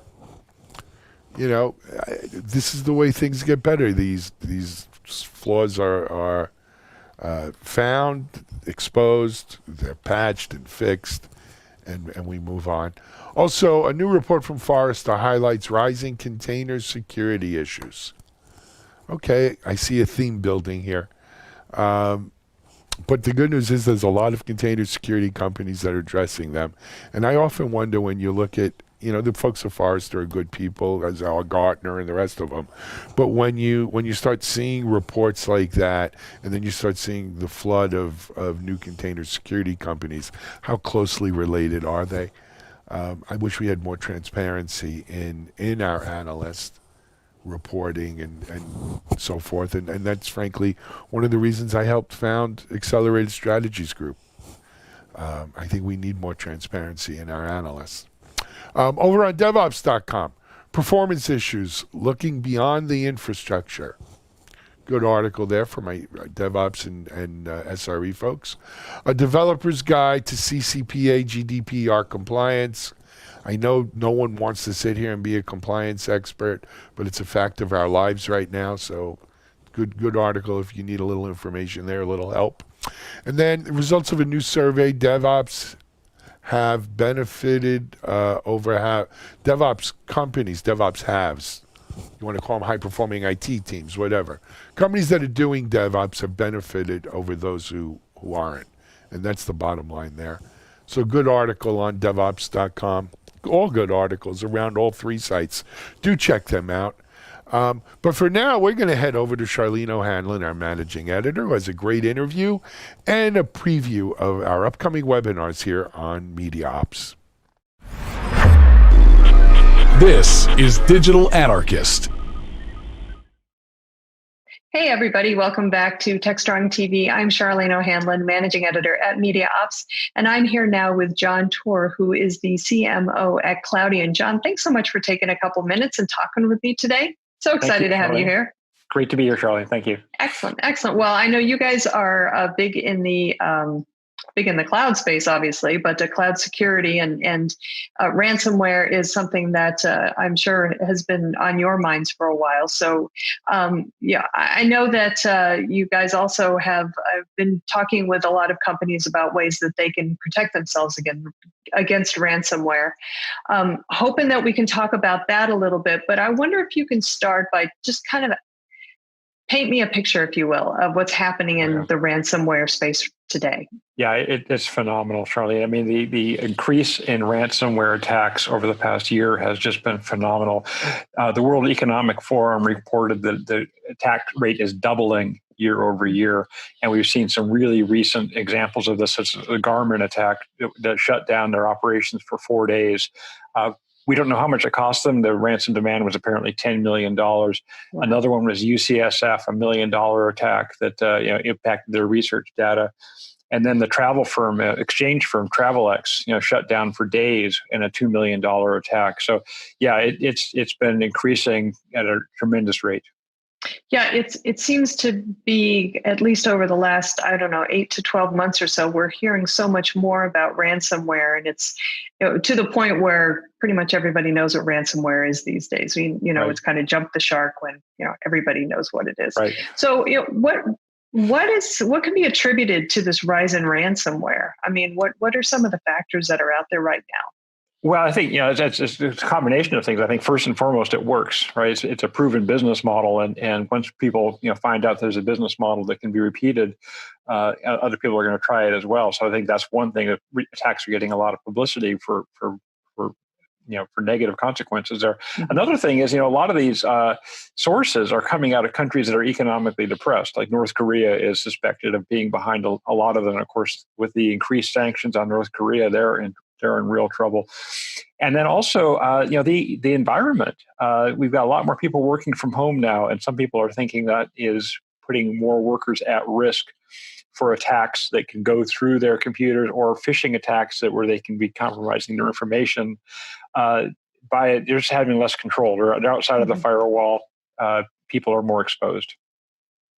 So do you think that because of this new work from home environment brought on by the COVID-19 pandemic, and the fact that there are maybe less security in home environments, that is kind of setting up corporations to be like the perfect victims for ransomware these days? That certainly is a suspicion. Is that that is providing another vector, or an easier vector that perhaps wasn't accessible before. But frankly, I think the bigger thing is just that it's an attack model that works, and people are figuring out how to make it work, and they're being very devious about it. I mean, the idea is obviously you're encrypting the company's data where it is most vulnerable, and that's on the servers, which are in the data center, and they can be in the cloud as well. And another part of this is not only the encrypting the data on the servers, but the very first thing they go and encrypt is the backup copy of the data. So, with the traditional defense mechanism, I've got a backup copy, that actually is no longer a real defense, because you've got to have everything protected, including those backup copies. So I think people are getting more clever about how they go about this, and that makes it more effective. So are there particular markets or industries or verticals that you're seeing, your organization is seeing an increase in ransomware? It really seems to be targeting government, government, education, institutions, which typically would have, less modern security defenses. But even having said that, the most recent major attack was Garmin, and you'd think that a company like Garmin would probably have among the most sophisticated defenses possible. So I guess the bottom line is we're seeing more of it in the government side, private and public sector, but no one is immune. What I find really interesting about it is just the evolution, if you will, of ransomware. From these kind of attacks where the hackers get in and they hold the data for hostage, but they look for the ransom to be paid. But now I'm hearing about attacks that not only do that and demand a ransom be paid, but if the ransom is not paid, they'll actually release the data and thereby causing a data breach, and which puts the company out of compliance with GDPR, CCPA, any of those compliance regulations that exist now. So, what can organizations do to protect themselves? I mean, it just seems like there's a no-win situation here, especially if the advice always seems to be, don't pay the ransom.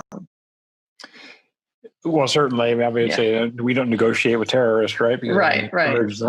Right. But you got to have a multi-pronged approach to how you go about this. And the beauty is, Cloudian is in the enterprise storage space. We provide on-prem storage systems to enterprises and public sector organizations.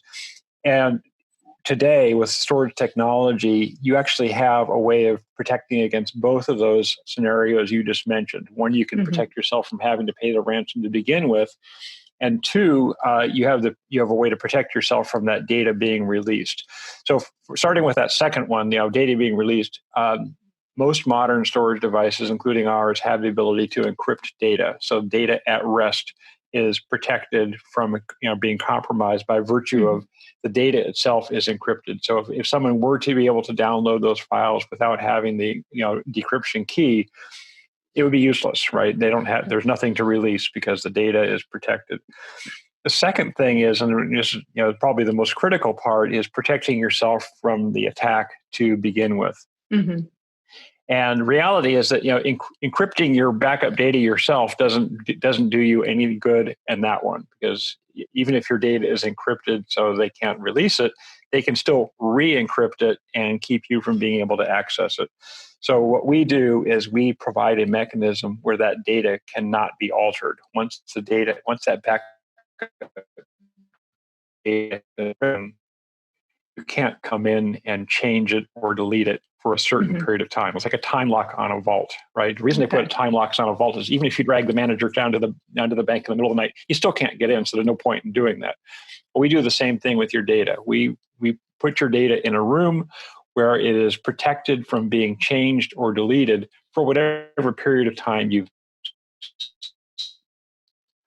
So if ransomware comes in and tries to change that data, encrypting it, you now have a way of protecting it from that encryption and therefore protecting yourself from ransomware.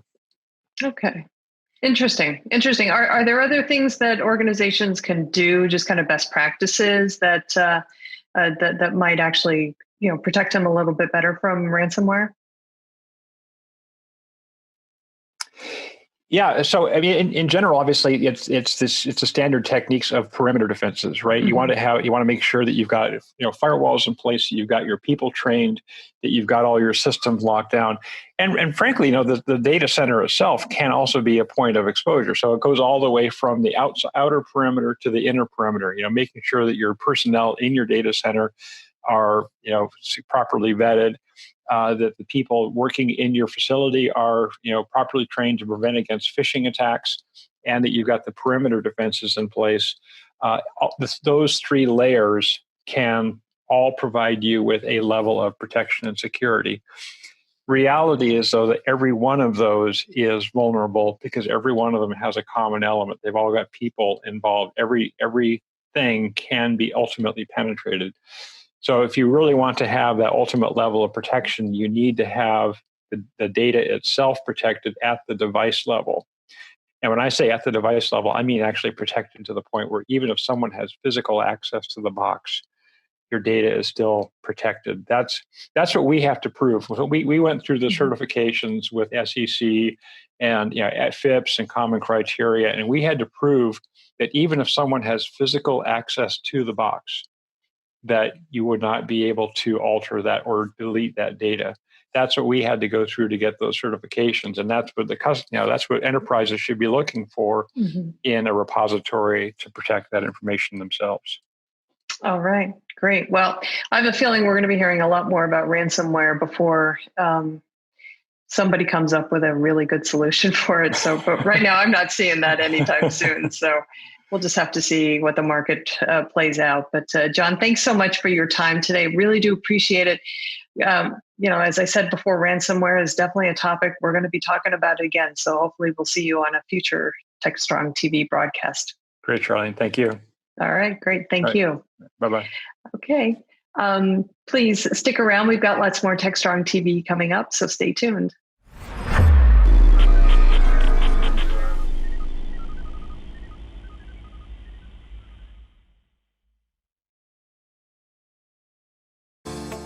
Disruption is occurring across every aspect of IT. Open source, cloud services, DevOps, and cloud-native software architectures are democratizing IT and radically transforming how business is done. The old ways of creating software and doing IT are being replaced with agile, flexible, faster, and cheaper methods, benefiting vendors and users alike. Accelerated Strategies Group is out to democratize access of industry expertise and knowledge. We use our expertise and experience to offer insightful, intelligent, useful information in a variety of formats relevant to the IT community, digital events, videos, reports, assessments, workshops, and implementation projects with tech vendors, IT organizations, and business leaders. We widely and openly share our work products, often for free. Analyst reports these days aren't worth more than a graph or chart that tells a story or illustrates a market trend. We work with developers, DevOps teams, cloud architects, security engineers, and transformation leaders most every day, creating and implementing transformational strategies and technologies. We're not just thinkers, we're also doers.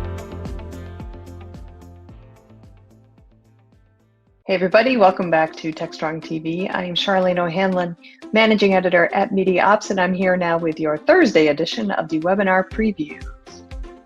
So the first webinar that I want to talk to you guys about today is happening Thursday, which is today at 1 p.m. Eastern.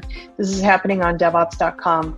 The name of the webinar is Running a Cost-Effective DynamoDB Compatible Database on Managed Kubernetes Services.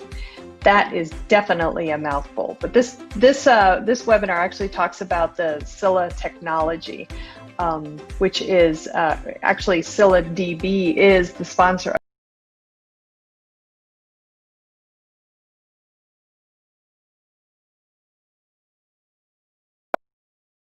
Open source drop-in NoSQL replacement for Amazon DynamoDB and also Apache Cassandra. So the webinar is going to talk about how the technology was created, some of the cost and performance advantages that it offers over DynamoDB, and lots of other stuff. So if you are looking for an alternative to DynamoDB, you want to learn more, webinar for you. The next webinar that I want to let you guys know about is happening Friday, July 31st at 11 a.m. on Security Boulevard, 11 a.m. Eastern on Security Boulevard. This one is sponsored by Palo Alto Networks, and it is called the Ever-Evolving Trend Lines in Cloud Native Security 2020. And this is the result of a survey that Palo Alto Networks conducted earlier this year with about 3,000 IT security and I guess cloud professionals, just kind of looking to take the pulse of the market, see what's happening out there. So they're going to talk about what they learned regarding the state of cloud native adoption, the state of cloud native security, the preparedness of organizations in their security posture overall, and some other really interesting findings. So definitely one well worth your time on Friday if you're able to join us for that. Again, that one is happening at 11 a.m. Eastern on Security Boulevard. Our final webinar today I want to let you guys know about is happening next Tuesday, August 5th at 1 p.m. Eastern on DevOps.com. This one is sponsored by Red Hat, and it is called Why DevSecOps is Critical for Containers and Kubernetes. So it's one of those explanatory titles. They're talking about looking at the importance of security in and its integration into DevOps, especially for organizations looking to achieve speed of deployment and automation that cloud native technologies such as containers and Kubernetes can provide. So if you are in the market or using container technology, maybe having some issues with your speed of deployment, maybe it's not working as well for you, definitely give this webinar a look. I think you might learn a thing or two for this from this webinar, what it actually has to say. So folks at Red Hat are sponsoring this webinar, as I said, and it's happening next Tuesday at 1 p.m. Eastern on DevOps.com. All right, that's it for the webinar preview, Thursday edition. Tune in on Monday when I'll have more webinars coming your way. But until then, please stay safe. Thanks, Charlene. Great interview with John Tor as well as preview on our webinars. I appreciate it.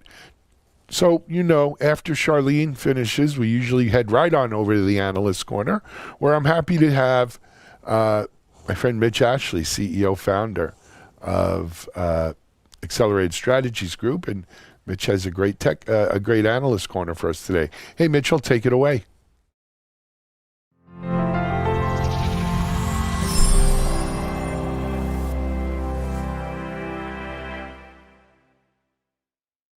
Hi, thanks for joining me on Analyst Corner. Mitch Ashley, CEO with Accelerated Strategies Group. Today, I give you a heads up. We're going to replay a video that aired not too long ago, but it's a panel led by Evelyn Orlick, who's, I've talked about Evelyn before, fantastic person. I enjoy working with her, and wealth of knowledge and experience in the analyst business. Knows a lot of great people too. So she brought together, I'll call it a distinguished panel. Now I'm on it too, so that was a little bit of a self-serving comment, but I'm really speaking of the other people that she brought together on this panel to talk about kind of people and adoption of DevOps. And this is going to take in an organizational perspective. There's the great things that happen with the DevOps Institute, with the humans of DevOps. And Evelyn's been involved in that, did a research study for Jane Grohl over at the DevOps Institute. So be sure and check that out. That's a great resource. But this panel takes sort of a leadership view, kind of lens on the topic of that organizational dynamic and the adoption of DevOps. Now, on this panel, there's some great people. First of all is Mark Settle. And Mark is I believe a 7-time Valley CIO. There we go, say it correctly. So he's been with some, pretty well-known companies. BMC is one of them, and HP, and a number of different roles that he's had. He's got a lot of experience, so he can speak to organizational dynamics and transition and IT and what that involves. And so kind of like myself, but on a larger scale. He's worked with much larger companies than I tend to. But you kind of get that perspective after having done it multiple times.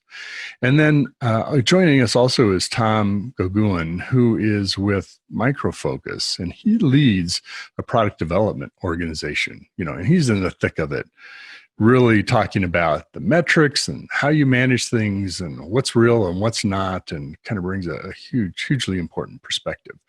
What's very cool about this panel is Evelyn is leading it. I'm just a participant on it.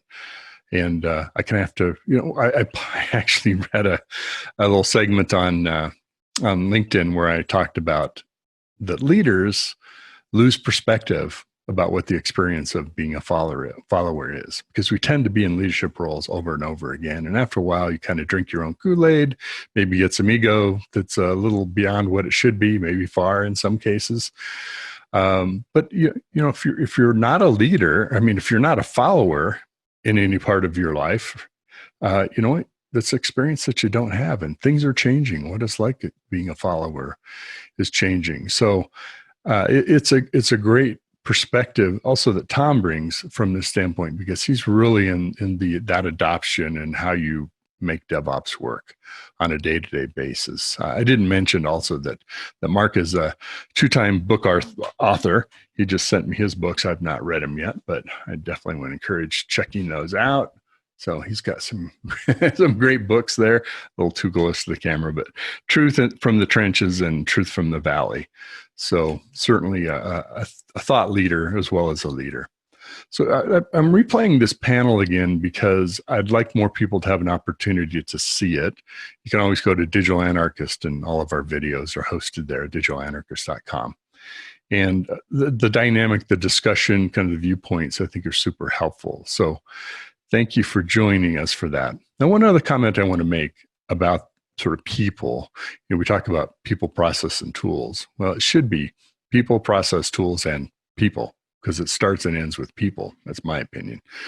The others are kind of support in support of people, because we don't do work without people, whether it's automated or not. Somebody automated, right? And somebody needs to update it and change it. And I happened to get a inquiry about a report from an ERP company I'm not going to mention because it isn't really a comment about them, but the report that was done for them talks about managing human capital. Honestly, I'm actually offended by that term. You choose to be offended by what you're going to be offended by, and it's not like it's deeply, hurts to the bottom of my soul kind of offended, but it's one of those really, do we really want to label our people as capital? What's next? Are they human widgets? It just seems like a crass term, callous, dehumanizing term. And I understand HR is in lots of things and lots of parts of the business, but fundamentally they're doing hiring, firing, onboarding, offboarding, payroll, benefits. There's a huge amount of administration that they do, and some HR organizations go beyond that, and training and things like that. But there's some operate a little bit more strategically, I would say. But it's really, do we need to refer to people that way? So I just kind of objected to that. And maybe in this climate of today of being, a little more sensitive about what we're calling people and how they might take that, I would never refer to my employees, staff, contractors, whoever it is, as capital, because I don't move them between accounts, and I don't track them as an account balance, and I don't count how much interest they grow. I count their own personal growth and development and what they can do in their career, not just at the job they're on today, which maybe they're working with me today. Maybe I'm working for them tomorrow. That's happened in my career, where I've worked for people that I've previously managed, which is an awesome experience. Something I definitely recommend you do. If you've developed your folks to the point where they can lead you next time, or you can help them by joining their team, all the better. So that's an aside, and I'm going to comment on it on LinkedIn. I did a little bit on that report already, but that's one of those I just kind of let's move on. And I know we're kind of searching for terms of what to call HR, which is a whole nother topic, but I don't think human capital resource management is the right term. Certainly I wouldn't go there. So park that aside as a commentary, my feelings about the topic. Let's join Evelyn, who's going to lead this panel, does an excellent job, and getting some great information out of their participants, creating some good dialogue. Thanks for joining me today. DevOps.com is the #1 online destination for DevOps education and community building. DevOps.com covers all aspects of DevOps, including DevOps best practices and tools, DevOps culture, DevSecOps, business impact, continuous testing, continuous delivery, and more. DevOps.com has the largest collection of original DevOps content, featuring breaking news, blog posts, podcasts, and more. Visit www.devops.com to learn more.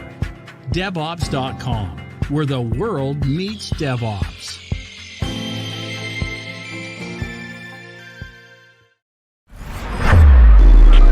This is Digital Anarchist.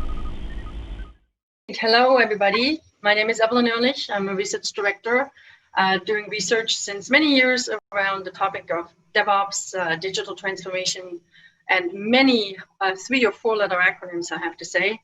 And I have to tell you, I'm with a fantastic gang of 4, I call them. Gentlemen I have known and met throughout my career, and I'm absolutely excited to have them here. They'll introduce themselves. Let me quickly set the stage for our conversation we're going to have for the next about 40 minutes or so. Everybody really, at this point in time, has heard of digital transformation. I don't think I need to explain that. The digital journey is has quite been accelerated, particularly due to the pandemic. There are many digital services which have showed up without us really wanting to have them done, but they needed to be done, and that's actually great news. Now with that, DevOps and the DevOps professional, the DevOps role, the DevOps movement, or the DevOps journey is one which plays a pretty significant role in that. And so what we wanted to do for the next 40 minutes is talk about the topic around what are some of the challenges on the skills relative to developing this DevOps team, the DevOps individual, the DevOps group, because we know there's a lot of challenges. I do know from research I've conducted that there are significant challenges relative to upskilling. We do know that about 48% from a survey we just recently did, 48% say they have no chance to find a skilled DevOps individual. And then 38% say once they found one, it's really hard to retain them. So that's kind of giving us the broad framework for our conversation. Gentlemen, I think might make sense to just introduce yourself. What do you do? Who are you? And then I'd love for you to share with us and with our audience what keeps you motivated in this time of our pandemic worldwide. What keeps you going? Because it is a challenge for all of us. So, Mitch, you're on the top left of my screen. Why don't you start? Great. How about I'll start and then I'll hand it off, pick somebody next. That's great. Okay, great. Mitch Ashley, CEO with Accelerated Strategies Group. And we focus on the areas that you're talking about: digital transformation, DevOps, cloud native, cybersecurity, those areas. My background is I'm a repeat entrepreneur. I've also worked in large enterprise, started in IT as a developer, kind of moved up through the ranks. But I've been in IT as a CIO and head of IT organizations. I've also been a CTO of product organizations for SaaS online services, for security products. So I kind of worn both hats and been on both sides, which is what makes being in the analyst business a little bit more fascinating. In terms of keeping me up at night, I'm fascinated by not just change, but what is the change going to look like? And it's change means we're creating the future. And so I'm always constantly trying to figure out, well, what does this mean? Where is that going? What are other people seeing, learning, and doing? And how can I help other people in that process and get to whatever that new future looks like? So that's jazzing to me. So thank you. How about Tom? You want to go next? Oh, sure. So Tom Gogan, I'm the Chief Product Officer and head up the IT Ops Management Products Group at Micro Focus. Background, I've been with Micro Focus, previously HPE, for 4.5, 5 years now. Prior to that, I've done a succession of roles at places like Sun Microsystems, Apple, BlackBerry, over the course of my career. So covered off on a lot of mostly building enterprise software products, delivering those to market. Yeah, what keeps me up at night, or what's the challenge? I always answer those questions. The most important thing for me is taking care of my family, especially at a time like this.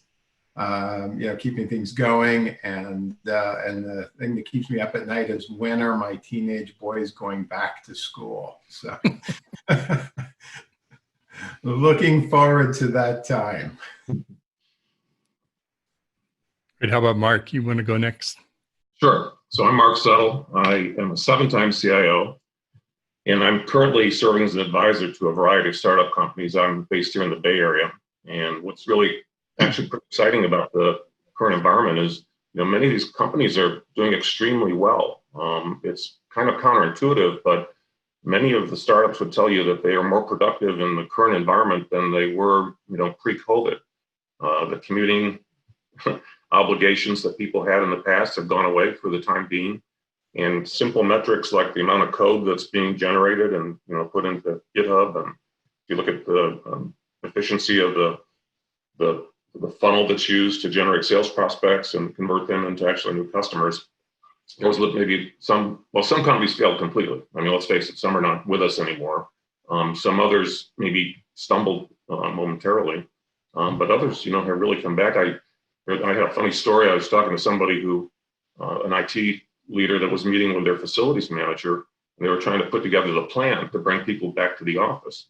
And then they said, well, people are more productive not coming in. So why are we trying to accelerate them to come back? What's the net gain of bringing them back here? And so I think a lot of firms here are pushing that off to sometime after the first of the year, and there's no definite plan for a lot of companies today. That's interesting. Great, Jeff. Hi, Jeff Weber. I'm the executive director with Robert Half Technology. We help organizations around the world find resources they need for their technology projects and operations, kind of all skill levels, but a lot of software development and technology operations and support. But I have about more than 35 years of experience. Started as a developer in the 80s, and wrote code and did projects, database design, et cetera, back in that era.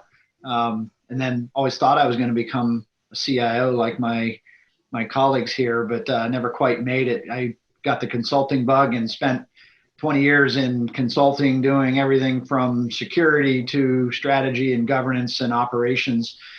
Through that process, I got connected with Gene Kim doing some research on IT best practices and what made a good, what was the impact of good IT management, which eventually evolved into the DevOps. So I've been connected to DevOps as an operational model here for the last 10 years. So in my role with Robert Half, I help our teams figure out how to connect the right people to the right jobs. And, most of right now in COVID, the point of personal things, those kind of things, in my mind, I ebb and flow from, being, this is perfectly great working at home, to I can't believe I'm in the same chair and the same desk for now 123 days. And I don't know that I'll ever leave. But, it's that idea of, we're talking a lot with our clients about when do they come back to work and how, right? It's easy for our technology people to be remote and do this work, even maybe more remote than ever, right? Can you fill a need with a resource in Florida for a project in Seattle? That would rarely have been done just 120 days ago, but it's happening more and more. So that idea of not only how to do the work, but then what type of work really matters, right? Are we really doing more DevOps, and what does it mean to people? And this whole concept of upskilling and training and resource modeling is something that, I think what Mitch said is this idea of anticipating and the change. It's an exciting time when you get past the problems of today, right? There's a lot of really cool stuff that I think we'll end up talking about here this morning in relation to that. So looking forward to the discussion. Great, very fantastic backgrounds. Thank you, gentlemen.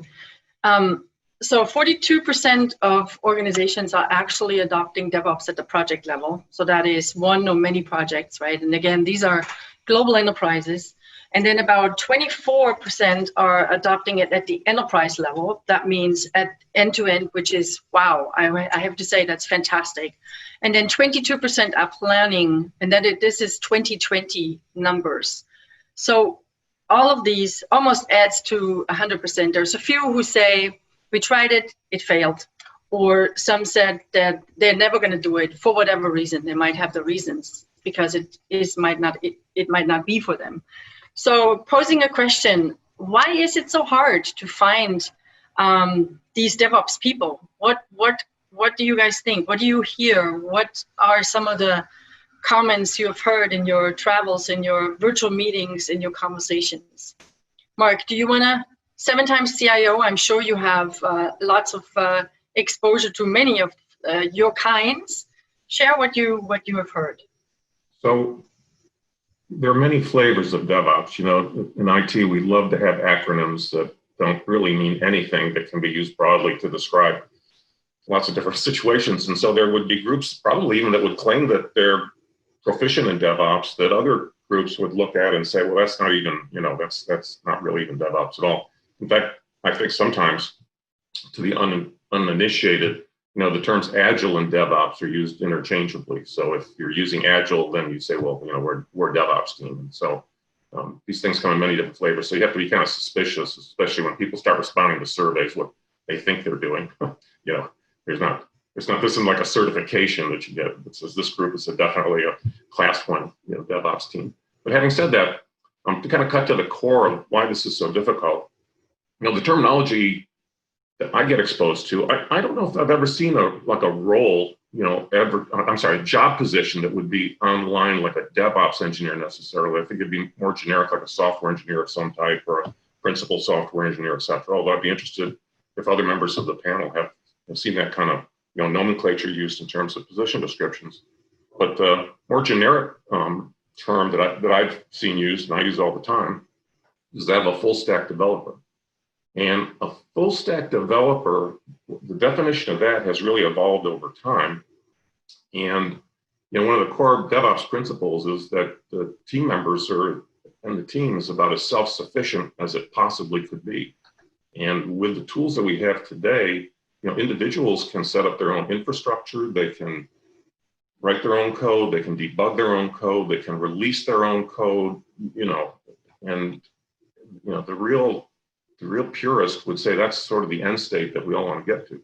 Well, the problem is the number of tools that are out there have proliferated, incredibly. And so to be able to master those tools, and be adroit at, using them in the proper way and not bumping into other developers, et cetera, is a pretty sophisticated art form. And you don't see a lot of people that, fully embrace or are able to do that whole thing. In fact, I think it's kind of ironic that a lot of DevOps teams have actually gone back to some degree of role specialization. So instead of everybody doing QA on the team, there'll be a couple people, they may code, but they really spend most of their time on the QA side. And then maybe another team member that's sort of the infrastructure person that makes sure that, if they're spinning up or opening up environments, that those are getting turned off and, costs are being managed appropriately, et cetera. So that's kind of a long-winded answer, but I really think the kind of skill set that you look for is this full stack developer, and that can mean many different things depending on what the team is there to do.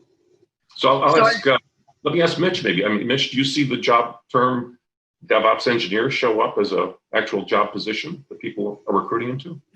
Mark, I have occasionally, and usually what it's used for is sort of the narrow slice of DevOps of CI/CD, of someone that can come in and implement automated testing or continuous integration.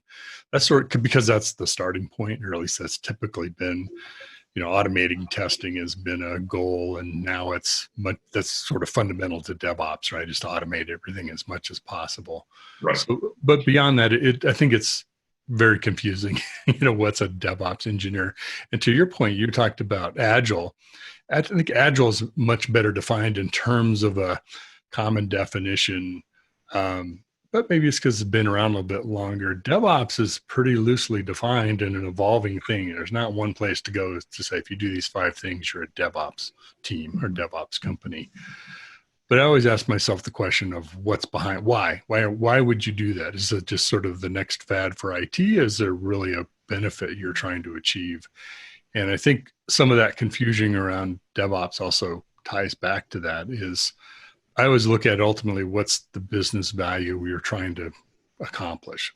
Otherwise, who cares, right? If it's an IT metric, so what? I mean, maybe it's meaningful to IT, but why is it valuable to the business?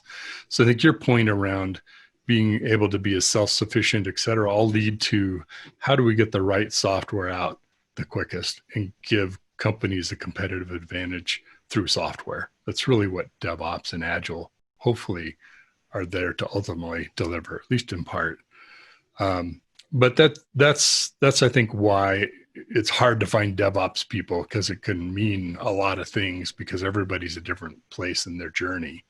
If you're 5,000 person IT organization with huge investment in mainframe applications, but you're starting to venture into or maybe have some client, cloud native or containerized kind of applications, and this real mixed environment. How do you come together and create a DevOps strategy? That do you tie it all together? Does everybody work together? Do you do the same thing? Use the same tools?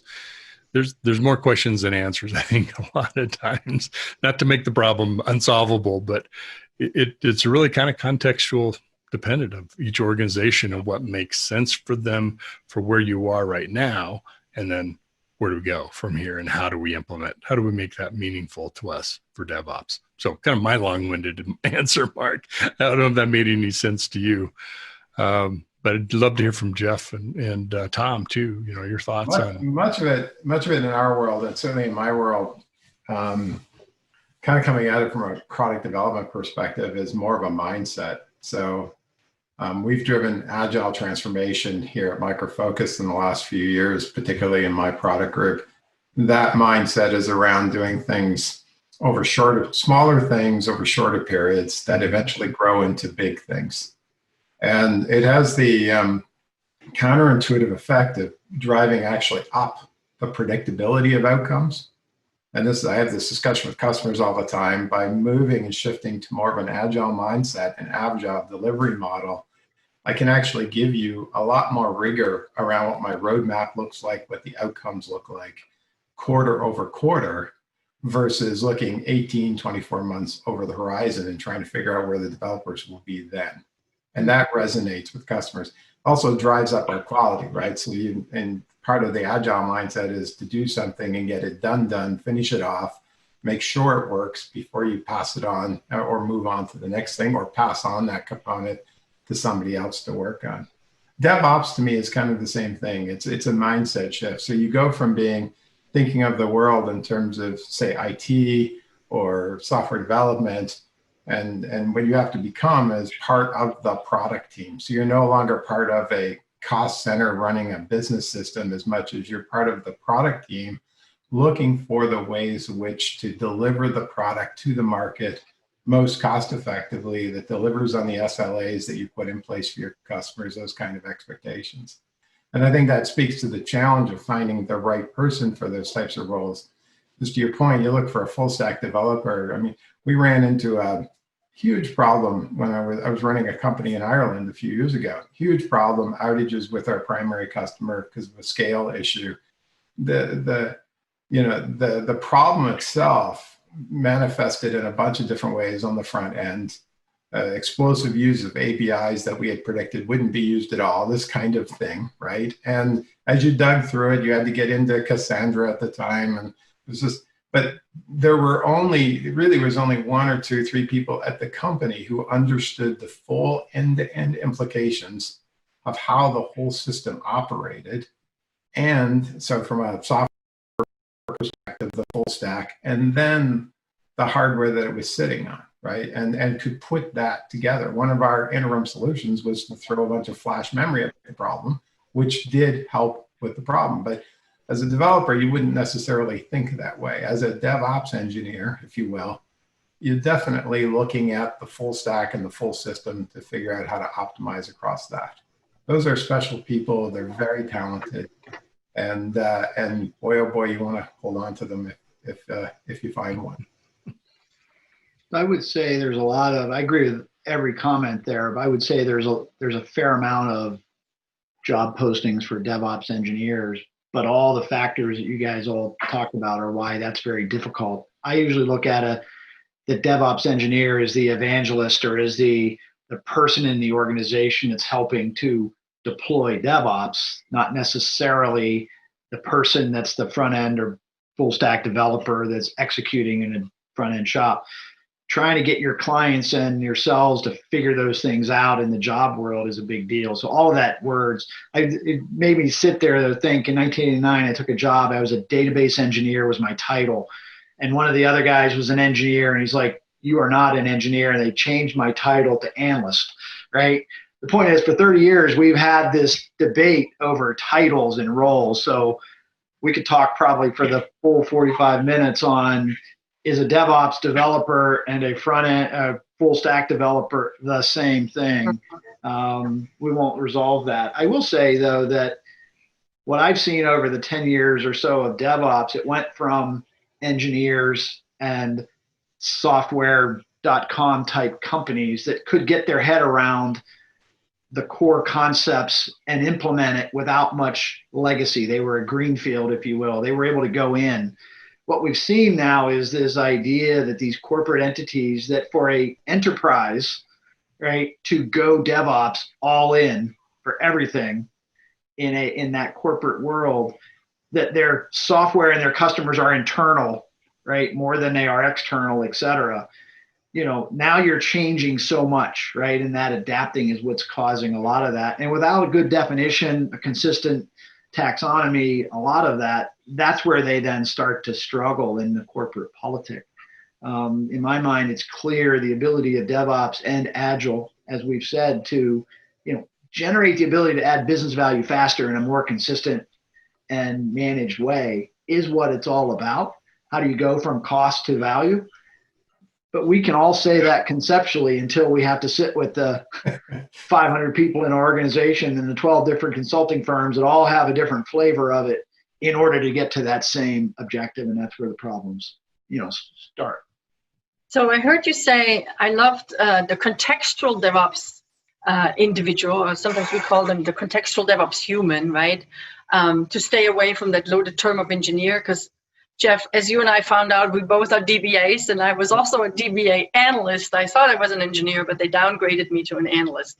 However, being an analyst for 15 years, I think that's not a bad title after all. So I heard you say contextual. I think that's great. I heard also, I loved the evangelist who actually takes on the mindset. I think, Tom, you said that, and Jeff, you said the same thing. So really trying to inspire the rest of the organization, because there is a significant culture change in how we do things, right, in that space. I heard about thinking of the whole thing as a product, really delivering that end-to-end perspective, but having empathy for all the different roles who are potentially part of that product team. So I want to leave that because I want to ask you for something else, which is near and dear to my heart, because I always get asked when I'm at events, what course should I take? What should I learn? What masterclass should I watch? What certification should I take? And there is a variety of different answers to that. So I'm curious. So Tom, when you guys hire, I'm sure you get into the conversations of that gentleman or that lady, the right person for our development of the next. I won't name the name of the product, but what do you look for? What are some of the skills you would say are absolutely must have? Well, so couple of questions in there, Evelyn, but you know, we when we're looking at hiring folks and looking at skill set, really what I'm looking for is again, I come back to the mindset, the attitude towards things, right? So I want to see somebody who's really curious, right? We're looking for people who have a curiosity, a sense of interest in a variety of things, right? Rather than someone kind of getting locked into one specific area. And so as I'm looking at skill sets, I'm looking at people to hire, for example, in different roles.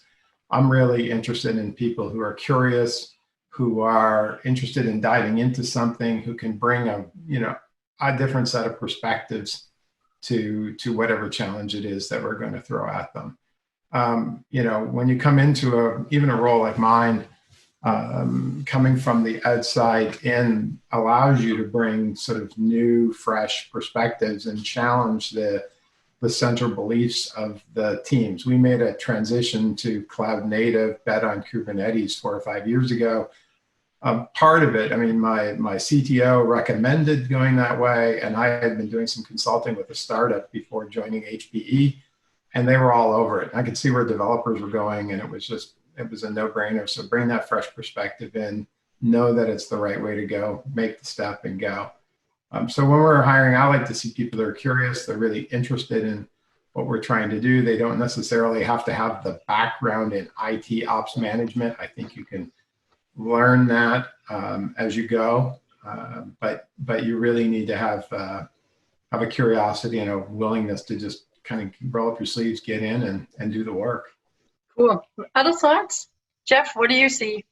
Well, I think it's an interesting, and I think I hear what Tom said there a lot, right? What we want is curious. We want people that can adapt. We want thinkers. Yet what we train to are languages and tools and environments, right? And so to that individual that's trying to figure that out, they get a certification in something, right? It doesn't mean they're creative and or thinkers and take on new things, right? And I think that's one of the real issues is we still need the skills. We expect the ability to know the languages and the tool sets, right? Those kind of things. And there is this practical experience that you can do over time. So we're sort of caught in all of that because it does take time. And if the process in your organization is still changing quite readily, and it's in itself adaptable, a lot of the core skill sets, you have to rethink how they apply in that new process. And if I'm a consultant and I go from organization to organization, I might place a person in DevOps at company A and they go to DevOps at company B, and all of a sudden they can't be functional, right? And that's a real challenge. So I think it's this idea, we don't really know how to consistently define it. I'll go back to my story of the analyst, Evelyn, that you brought up, but we had these debates years and years ago. People wanted to only know COBOL, and they only wanted to work in a mainframe. They didn't want to go to client server, and they were trying to decide how to build and evolve their career. And sometimes they had a long career in one thing and never did change, right? In today's world, that change is happening at a much different rate. It isn't every 3 to 5 years, it's every 3 to 6 months type thing. So I think there's a lot of complexity to the individual person trying to figure out how to evolve those careers. And I think we, to the broader technology community, can just work on continuing to refine that, continuing to give some structure to it, which is evolving and which is, I think, happening, which is needed for the corporate to really change. Well, there's kind of an analogy here to the field of architecture. Like if you go to a major university and get a degree in architecture, they don't have classes in mechanical drawing. I mean, you got to go pick that up on your own someplace along the way. And I think the same is true in our profession. But you need to have some innate curiosity about how these tools work, and really kind of enjoy. It's almost a sense of personal satisfaction for the really good programmers. They love the challenge of mastering a new tool or a new language. And it's just one other reflection. It's interesting.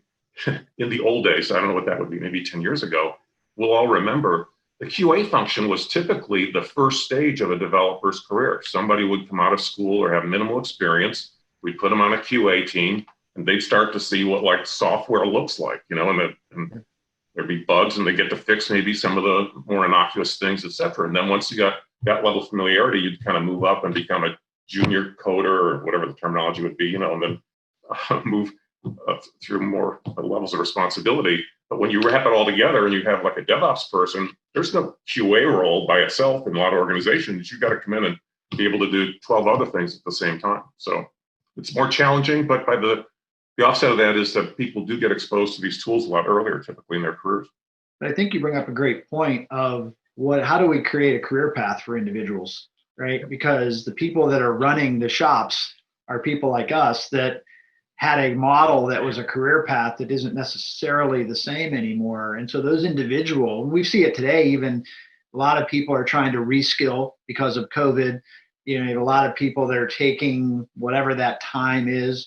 We have a lot of organizations trying to help minorities and other type of groups get skills that they can then go be employed. You need the entry level, you need the process by which to do that. And I think we're going to have to be thoughtful in what that looks like, and not just say, hey, you should be a DevOps engineer, or you should be a whatever, because that probably isn't a nice path for that person that doesn't come with if you have a lot of these, data scientists or DevOps engineers, they're engineers or analysts today, with master's degrees in math, and they get taught things and they're innately curious and investigative, et cetera. And the challenge is now you're doesn't have that framework, and you want to make them teach them JavaScript and hope they can then go work in a development role in a DevOps shop. So those are real challenges that are even more today than they were just a little bit ago. I think part of what we're talking about, Evelyn, is this change from just like careers aren't a linear path anymore, right? Just like software is not a linear path anymore. I think we work in an environment where going to the curiousness that you talked about, Tom, it's this innate ability to learn and have a thirst for learning. And the higher thirst for learning people have, the more they're going to sort of step up in their career, take on the next thing, figure that out. So that's something that I look for. It's get away from the checkbox of, do you have skill A, B, C, and D? Actually, I might need one of those. Like right now, I need to make sure you have that. The rest of it, you'll either learn or it'll change. In 2 years, we're going to be looking for that plus something else. So I hope I'm never going to find somebody that has all the stuff that I want for the role that I am trying to put them into. So that can they learn it? Do they have a past history of demonstrating, especially if they've done it on their own initiative in some way? I've learned it at home. I learned it through, being part of meetups. I learned it through these community groups that I'm part of as a developer. That's, I think, the world that software has evolved to. Not everybody does that. We didn't do that earlier like everybody does today. But I find this interesting because in other domains, I'm working with people that come right out of school, master's degree or undergrad, and I'm shocked at at how comfortable and how fearless they are with using tools. It's like, oh, I can learn that. I'll go figure that out. I did this is sort of a little bit of a tangent, but we did a focus group one time, and we were trying to figure out home services that we might offer. And some guy said that, yeah, I poured my patio myself. I'm like, you poured your own cement? How did you do that? How did you figure out you could do that yourself? I watched the YouTube video and it was 3 minutes. So I figured if it could be explained in 3 minutes, I could do it myself.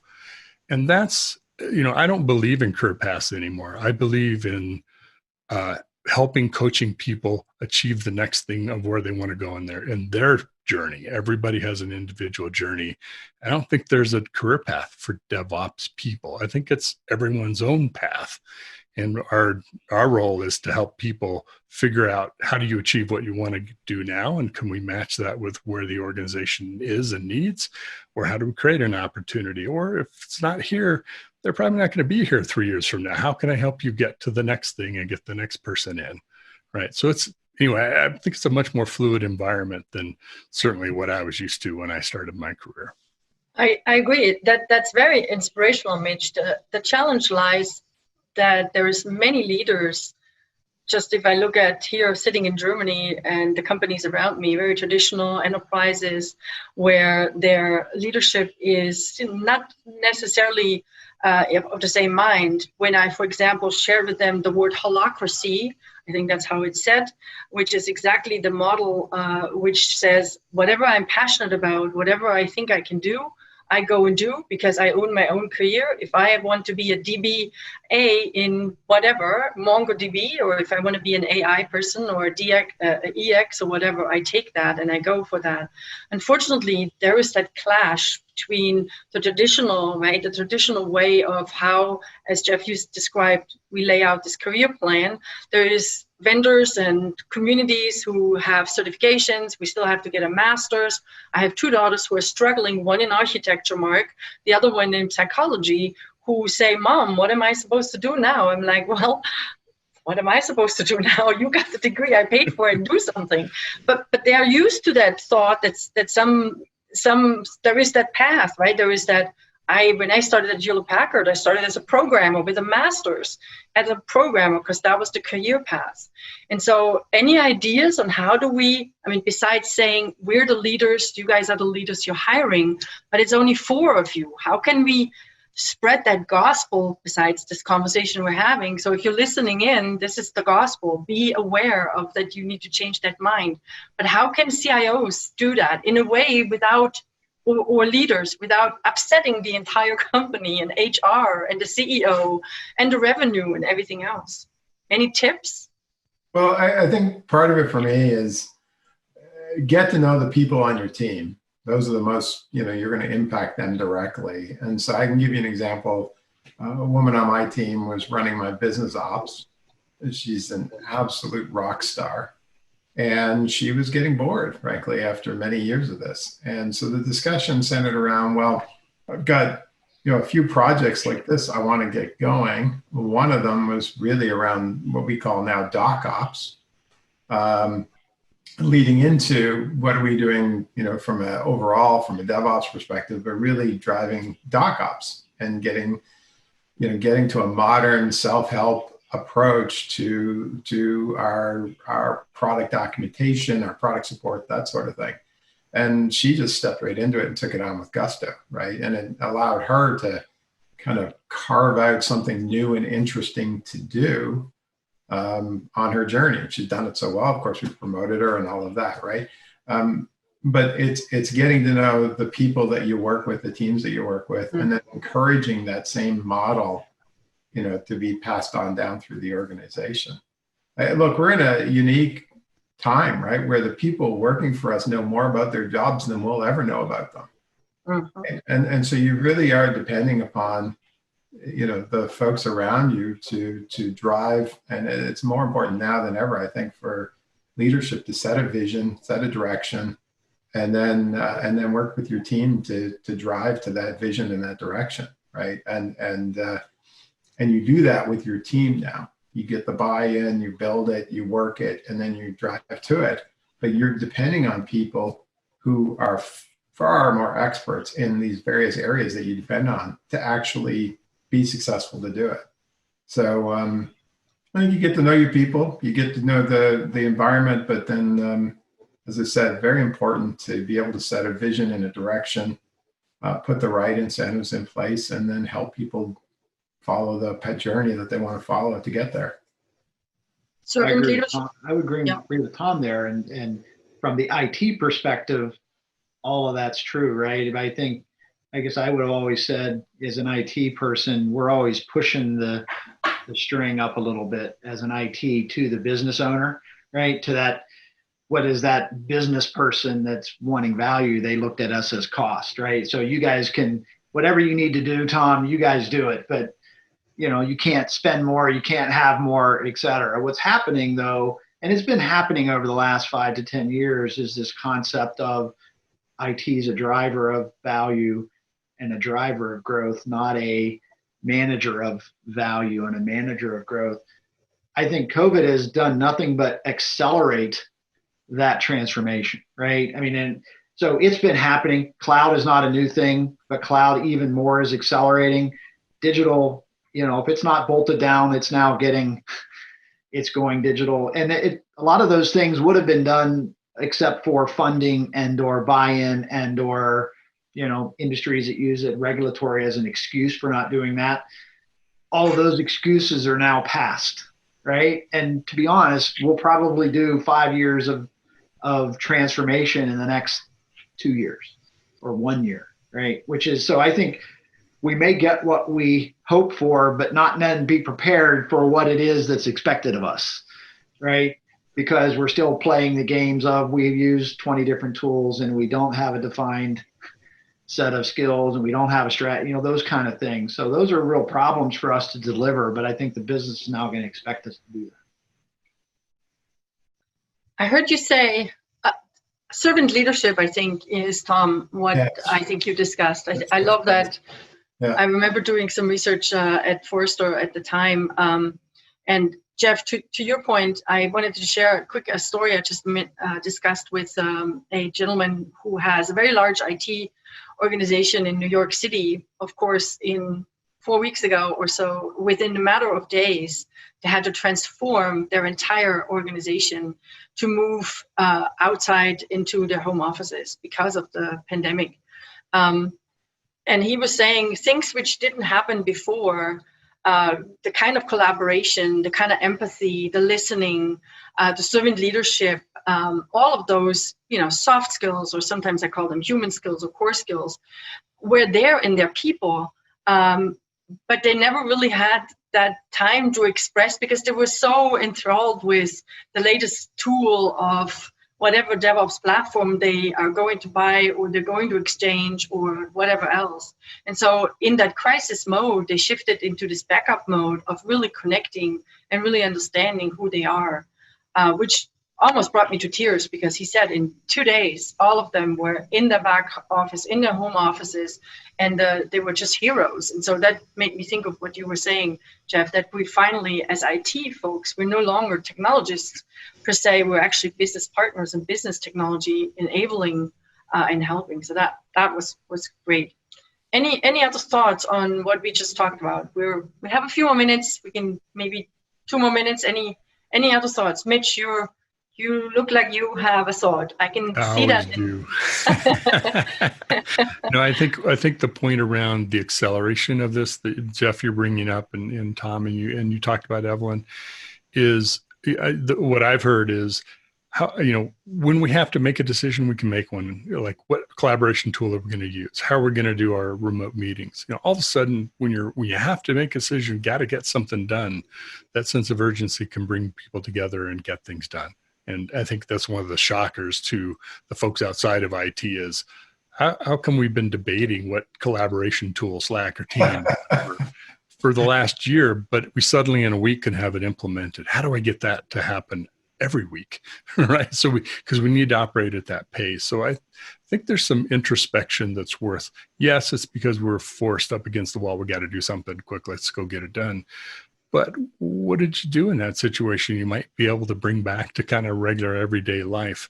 The other thing to add into is organizations are definitely accelerating their digital projects, their transformative projects. And one of the reasons is when things get disrupted, when the cards kind of get thrown up in the air. You remember that game 52 card pickup? We kind of throw them all on the floor, and then the other person realizes the joke and they got to pick them up. That's kind of what the rules get rewritten, and supply chains have been broken. They're not going to be reassembled the same way, but they're also going to be driven by different kinds of strategies. Cisco and the housing crisis of 2008, for example, chose to, rather than having specialists and having 3 or 4 that do a certain kind of products, they wanted a handful of manufacturers that could do any number of projects around their optical equipment or whatever type of equipment. So they've got a lot more flexibility in their strategy for supply chain. I think that's how we need to think about software. It isn't that we want people to be fungible and just kind of they're here, gone, whatever. It is about, it's a people business, and it's all about the EQ, right, of how we work with people. They themselves are going to be moving in and out. We don't have 10, 20, 30-year careers at companies anymore. That's how folks expect to live. And I think that's how they're going to continue to live. So I think we can, instead of saying, well, why doesn't it work the way we want it to? Let's take the way people want to work and adapt that to how we need to get things done. And that's where hopefully there's some magic sauce that we can make happen. Magic sauce is good. Before I turn it over to you, Mark, because I know you have a thought, for all of you, I would like to end with all of you saying one word, just one word, which is near and dear to our conversation. So while Mitch, Tom, and Jeff get to think about it, Mark, you always have quickly a word, but anything to what Mitch just said, and then we'll go to the one word and we'll wave goodbye. Oh, I now know why people are waving. Sorry, Mark. People are waving because when you leave a meeting, you kind of get up, physical meeting, you get up, you kind of grab your stuff into, and you kind of slowly walk out, and people are seeing that you're leaving. Well, in a Zoom or in a digital virtual meeting like that, it's like Mitch pushes the button and we're done, which is why we're all waving, because that means we're kind of saying goodbye. That's research-based. All right, Mark, any last thoughts, and then we'll go to the last word, and then we'll wave goodbye. Okay. So one thought came up when Mitch was talking. I think one of the things we've all learned is how resilient and adaptable our teams are. I mean, it's a really kind of remarkable how people have soldiered through and done things and delivered things, and completed things that are beyond what normal expectations would be. I was talking to somebody the other day, and I said, maybe we need more drama in the workplace. Maybe we need to create these incredible feats of unbelievable challenge. That people chaos monkey. And if you think about it, that's what happens with a lot of the startups. So the startups, maybe you've got a initial customer that wants to see a certain feature added to the product. Maybe you're coming up on a funding round. Maybe your VCs are looking for you to be able to show 100% increase in sales relative to a prior quarter or a year ago. And so the gun's kind of always at your head, and you celebrate these accomplishments as you go along. And, I just think in larger companies where things move a little more lethargically, maybe people need to get a little more creative about introducing drama into the workplace, which is something, you wouldn't normally hear prescribed, but it seems to have had a very, very positive effect in our current situation. So with that, I'll yield to the word round. Now you get to think, let's start with you, Mitch. What's your one word? Remember, I say one. The focus is on the one. I always go back to everything happens with people. It's always about people. We like to think it's other things. Nothing happens without people. So how do we help our people succeed? So that to me is the word I go back to. People. Good one. Tom, you got one? You can pass to Jeff if you don't have one. But No, it's okay. I like because part of the theme of this has been people, process, tools, which we talk about. So I appreciate what Mitch is saying. So I actually, the word I like right now is inflection, or 2 words, inflection point. I think we're living through one of the most exciting times of our lives. And I got to live through the whole, internet coming alive in the 90s, and I happened to be at Sun then, and it was an incredibly exciting time. Right now, what we're going through, I mean, our developers, we track them, like you guys were saying, we track them worldwide. They haven't lost their velocity. In fact, they're doing better. And in many ways, when you survey them, their quality of living has gone way up. Okay, and frankly, we've got folks, working out of home offices they've crafted in their garages, but their quality of life is going up. The intimacy that we have with our colleagues today, you're all sitting in my home office, right, is higher than it's ever been, despite the fact that we're not really face to face. I think this is a major inflection point in terms of how we live and the quality of our lives going forward. And we'll come out of this. I mean, we're already looking at optimizing property, all of this sort of thing, because I like working this way. It seems a lot of people like to work this way, and it seems we're every bit as productive as we were. So this is, to me, a really, really interesting point in history, actually. Great, thank you. Jeff? We use a word, the leader of who I report to, she often talks about, having pride in what we've done and where we're going. I think I can tie it to a lot of the inflection, being curious, right? But, the ability to do all the things that have happened and set yourself up to be thoughtful going forward. I think we should take a moment to, as organizations and individuals, be proud of what we've accomplished and, use that as motivation for what we can then do, going forward. Beautiful. All right, Mark. So I'm gonna close this out with the word opportunity. And there are many different kinds of opportunities that have presented themselves because of this current situation. I have a good friend here in the Bay Area who's a CMO. He's working from home and he has two girls. I think they might be in junior high or something like that. So they have family lunches every day. He said, I would have never had lunch with my kids. That's like an unheard of, and they actually talk, at lunch. So it's not the end of the day when everybody's exhausted and has activities to go participate in. So, from a parenting point of view, there's some opportunities. From a skills development point of view, we've talked about this, and the skills are never static. People should be exploring that. Then at a business level, I think there are some smart people out there, and this kind of an situation we're in, they're looking around at adjacent spaces or competitors. I mean, don't think that Hilton's not looking at what Marriott's doing on their website or scraping prices off of Sky Blue's commuter, whatever, blah, blah, blah. So people are, the smart people that have the resources will find this to be, you look 2 or 3 years from now and there'll be some people that'll point back at this and say, we could have never gotten to where we are today if we hadn't used that as an opportunity. Excellent.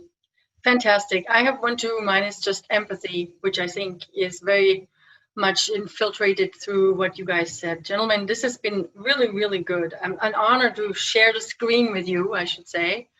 Thank you very, very much. I hope we will screen again together at some point. Have wonderful days. Journey to your kitchen for the cup of coffee or in the garden for a glass of cocktail this evening, which is what I'm going to have because it's 7 o'clock. Thank you. Great. Thank you, Evelyn. Thanks, everyone. Nice to talk to all of you. Learned a Cheers. bunch.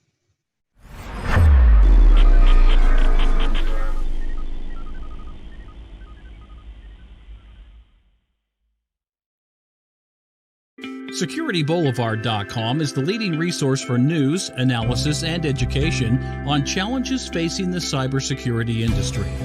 SecurityBoulevard.com covers all aspects of cybersecurity, including data security, DevSecOps, cloud security, application security, network security, security threats, and more.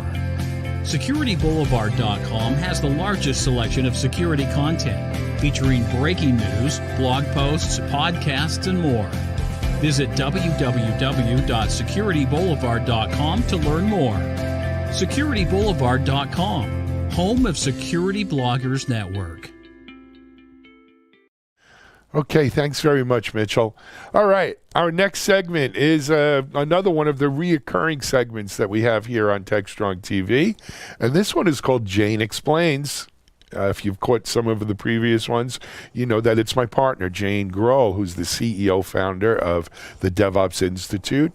And Jane picks a subject every other week, and she does a little bit of a deep dive in it. It's usually subjects you probably have heard of, you may not be intimately familiar with, or maybe you are.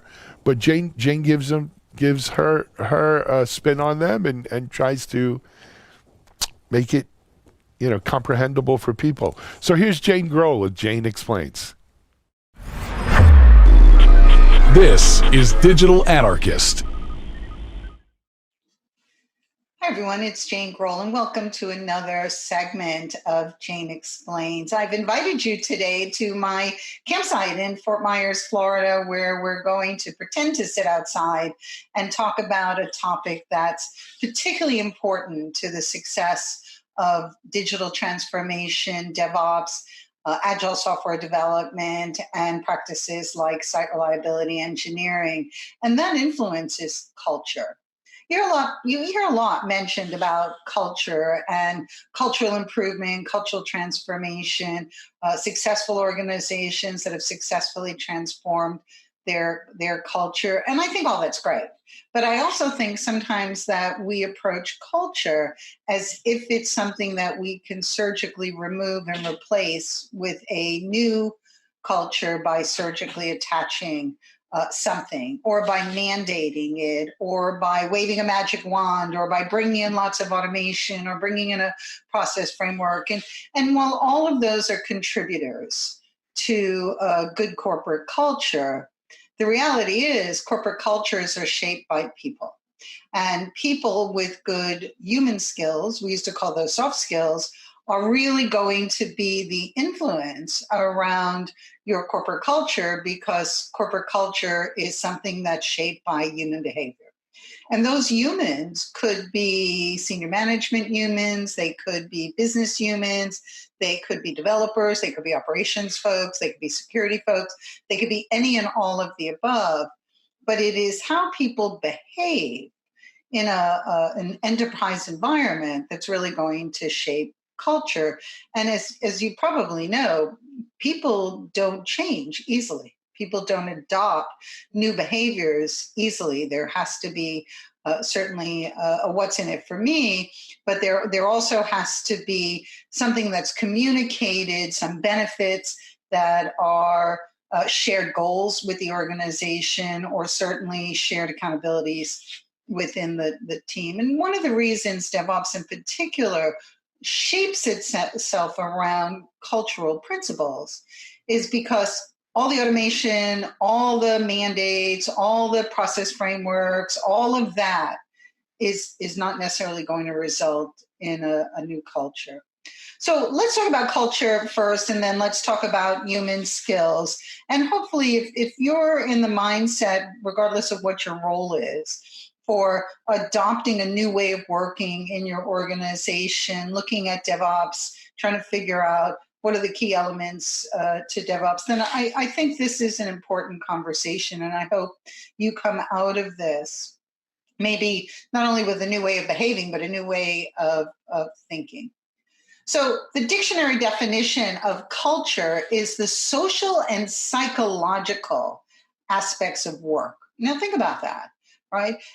Social, you have a very social relationship within your organization. It may be with your colleagues. It may be with members of other teams, right? Generally, you spend more time with the people at work than you do even with your own family.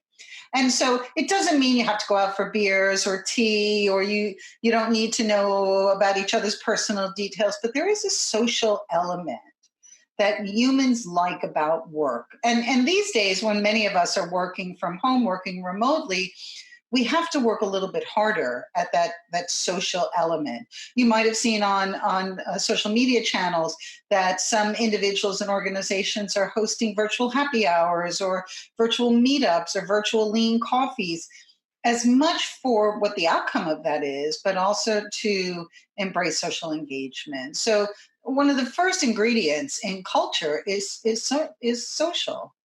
The second ingredient is psychological. It really has a lot to do with how you feel about your work, how you feel about your success, how you feel about your progress, how you feel about your teammates, and how you feel about your career. There's a lot of emotion that goes into the psychology because it's how you think about where you work, who you work with, the work you're doing, and what your future growth path is. So when you take the cycle and the social and the psychological elements of culture, you realize that, first of all, those are really hard to automate, right? You can't necessarily automate the social side. Well, sure, you could do it with something like Zoom happy hours, or Zoom, fun things, or wearing a funny hat to your next meeting. But you really can't automate social interactions, not in a classic way. Again, you can give people lots of opportunities to engage, but socialization is a human experience, right? It's a human endeavor. Same thing with psychological. You can't force somebody to think a different way, right? You can't force somebody to feel a different way. You can show them a path. You can give them the opportunity to experiment. You can open up doors so that they can walk through it. And yes, you may have to push them through that open door and help them to adapt to a new way of working. But at the end of the day, it is the human that's going to do that work. And so while DevOps looks at culture, automation, lean, measurement, and sharing as its core values, you notice that the first one is culture. Because until we have a psychologically safe culture, till we have inclusiveness, till we have empathy, till we have better collaboration, everything else that you think is associated with DevOps may give you a little bit of success, but it's not going to give you the long-term sustainable success. So don't think of culture as something surgical. If you're in a senior management position and you're listening to me today, don't think about automation as your pathway to DevOps success or to transformation. Don't think of culture as something that you can mandate, that require, and also that you can change very, very quickly. Cultural changes take time for people to internalize, to ask questions, to feel better about the culture that they're in. And of course, if they don't like the culture they're in, they always have the choice to leave. And certainly that is an option, but in today's very talent-strained market, I think a lot of organizations are working extra hard to make their culture something that is attractive to the talent that they need. Again, doesn't necessarily mean ice cream at 3:00 in the afternoon. It means making people feel proud. It means making people feel shared and valued, and to give them opportunities to learn and to really help grow them while they're helping to grow your business. And so again, very, very human aspect of it. The second part I want to talk about today is human skills. And I think I may have mentioned this before. DevOps Institute does an annual report. We're about to launch the next survey in a few weeks, and it's called Upskilling, the Enterprise DevOps Skills Survey, which ultimately the data is collected and results in the annual report. And if you want to read the report, you're welcome to go to devopsinstitute.com, become a member, and download the report. There's a lot of really great deep data included in that report. But one of the things I think that's really kind of risen to the top 2 years in a row as we've collected this data, analyzed it, and produced the report is that regardless of where you sit in an organization, human skills are considered as essential as technical and process skills. Now, as I said, we used to call those soft skills. And somehow there was a belief that you were either born with good soft skills or maybe you grew them as you went through your career, but it wasn't something that organizations could intentionally grow. And so when you hired people, you hoped to hire people that you felt would be a good fit, right? You might have heard that term, they were a good fit. or they have the right personality for, for our environment. And then that's all well and good, right? People do have natural personalities, but through this survey and through this report, we've identified that human skills, very specific human skills, are considered critical, must have to DevOps adoption. Number one, collaboration, right? The ability to work with others, to solicit their input, to respect their expertise. Communication, the ability to make sure that whatever you're doing, other people are aware of, that there's a certain level of transparency and keeping others in the know. Systems thinking, empathy, right? All of those skills that if they don't come to you naturally, either because of nature or nurture, then it is something that organizations can focus on. And today's environment with a really strong emphasis on Black Lives Matter, diversity and inclusiveness, I think more than ever, particularly in an IT organization where historically we have not had as many diverse groups that have taken a career or that we've hired or brought in, it's more important than ever to really kind of do a self-assessment on your human skills, and as leaders to bring in education, peer-to-peer awareness, and of course diverse hiring in order for those human skills to really excel. Again, I can't emphasize this enough. I think the quality, the collective quality of human skills inside of an organization are the differentiator between a culture that will support adaptability, agility, call it DevOps, call it transformation, than one that is not.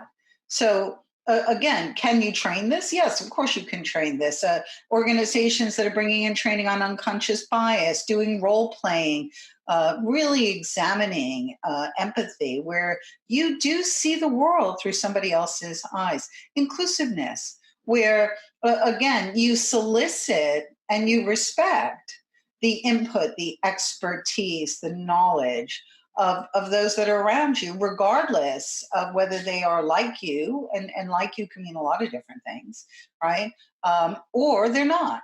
And we want that 360 degree. We want to have teams that have people of different backgrounds, people of different color, people of different technical skills, people of different business skills, because that really does help shape your culture as well. I think one of the greatest human skills is the ability to deal with conflict, right? To recognize, you're not always going to win. You shouldn't always win. And sometimes it's okay if other people have the right answer, that there's not competition, and that you feel like you're all in this together.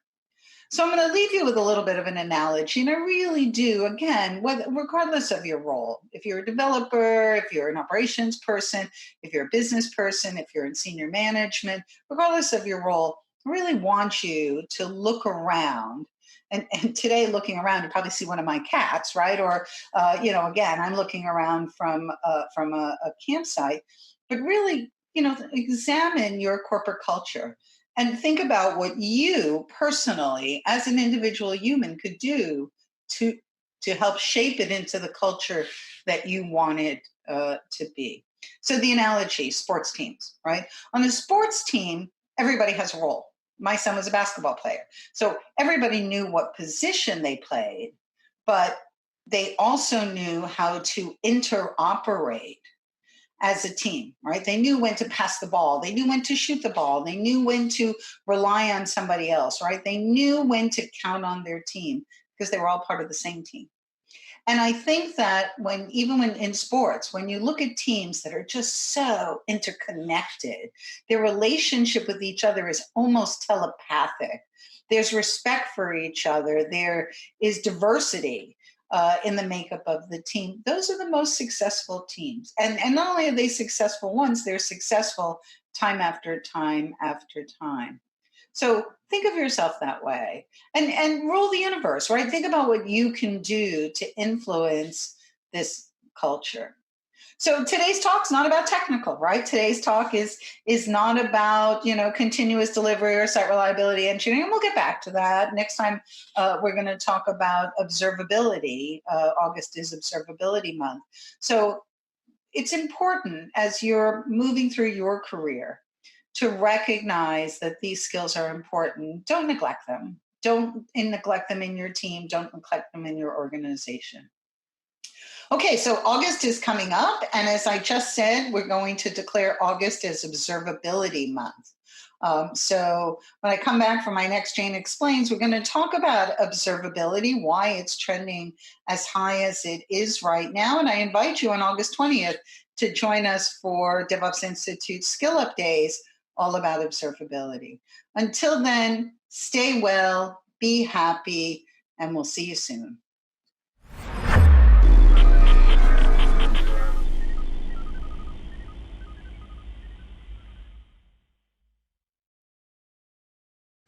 Hey, thanks, Jane. Another great Jane Explains.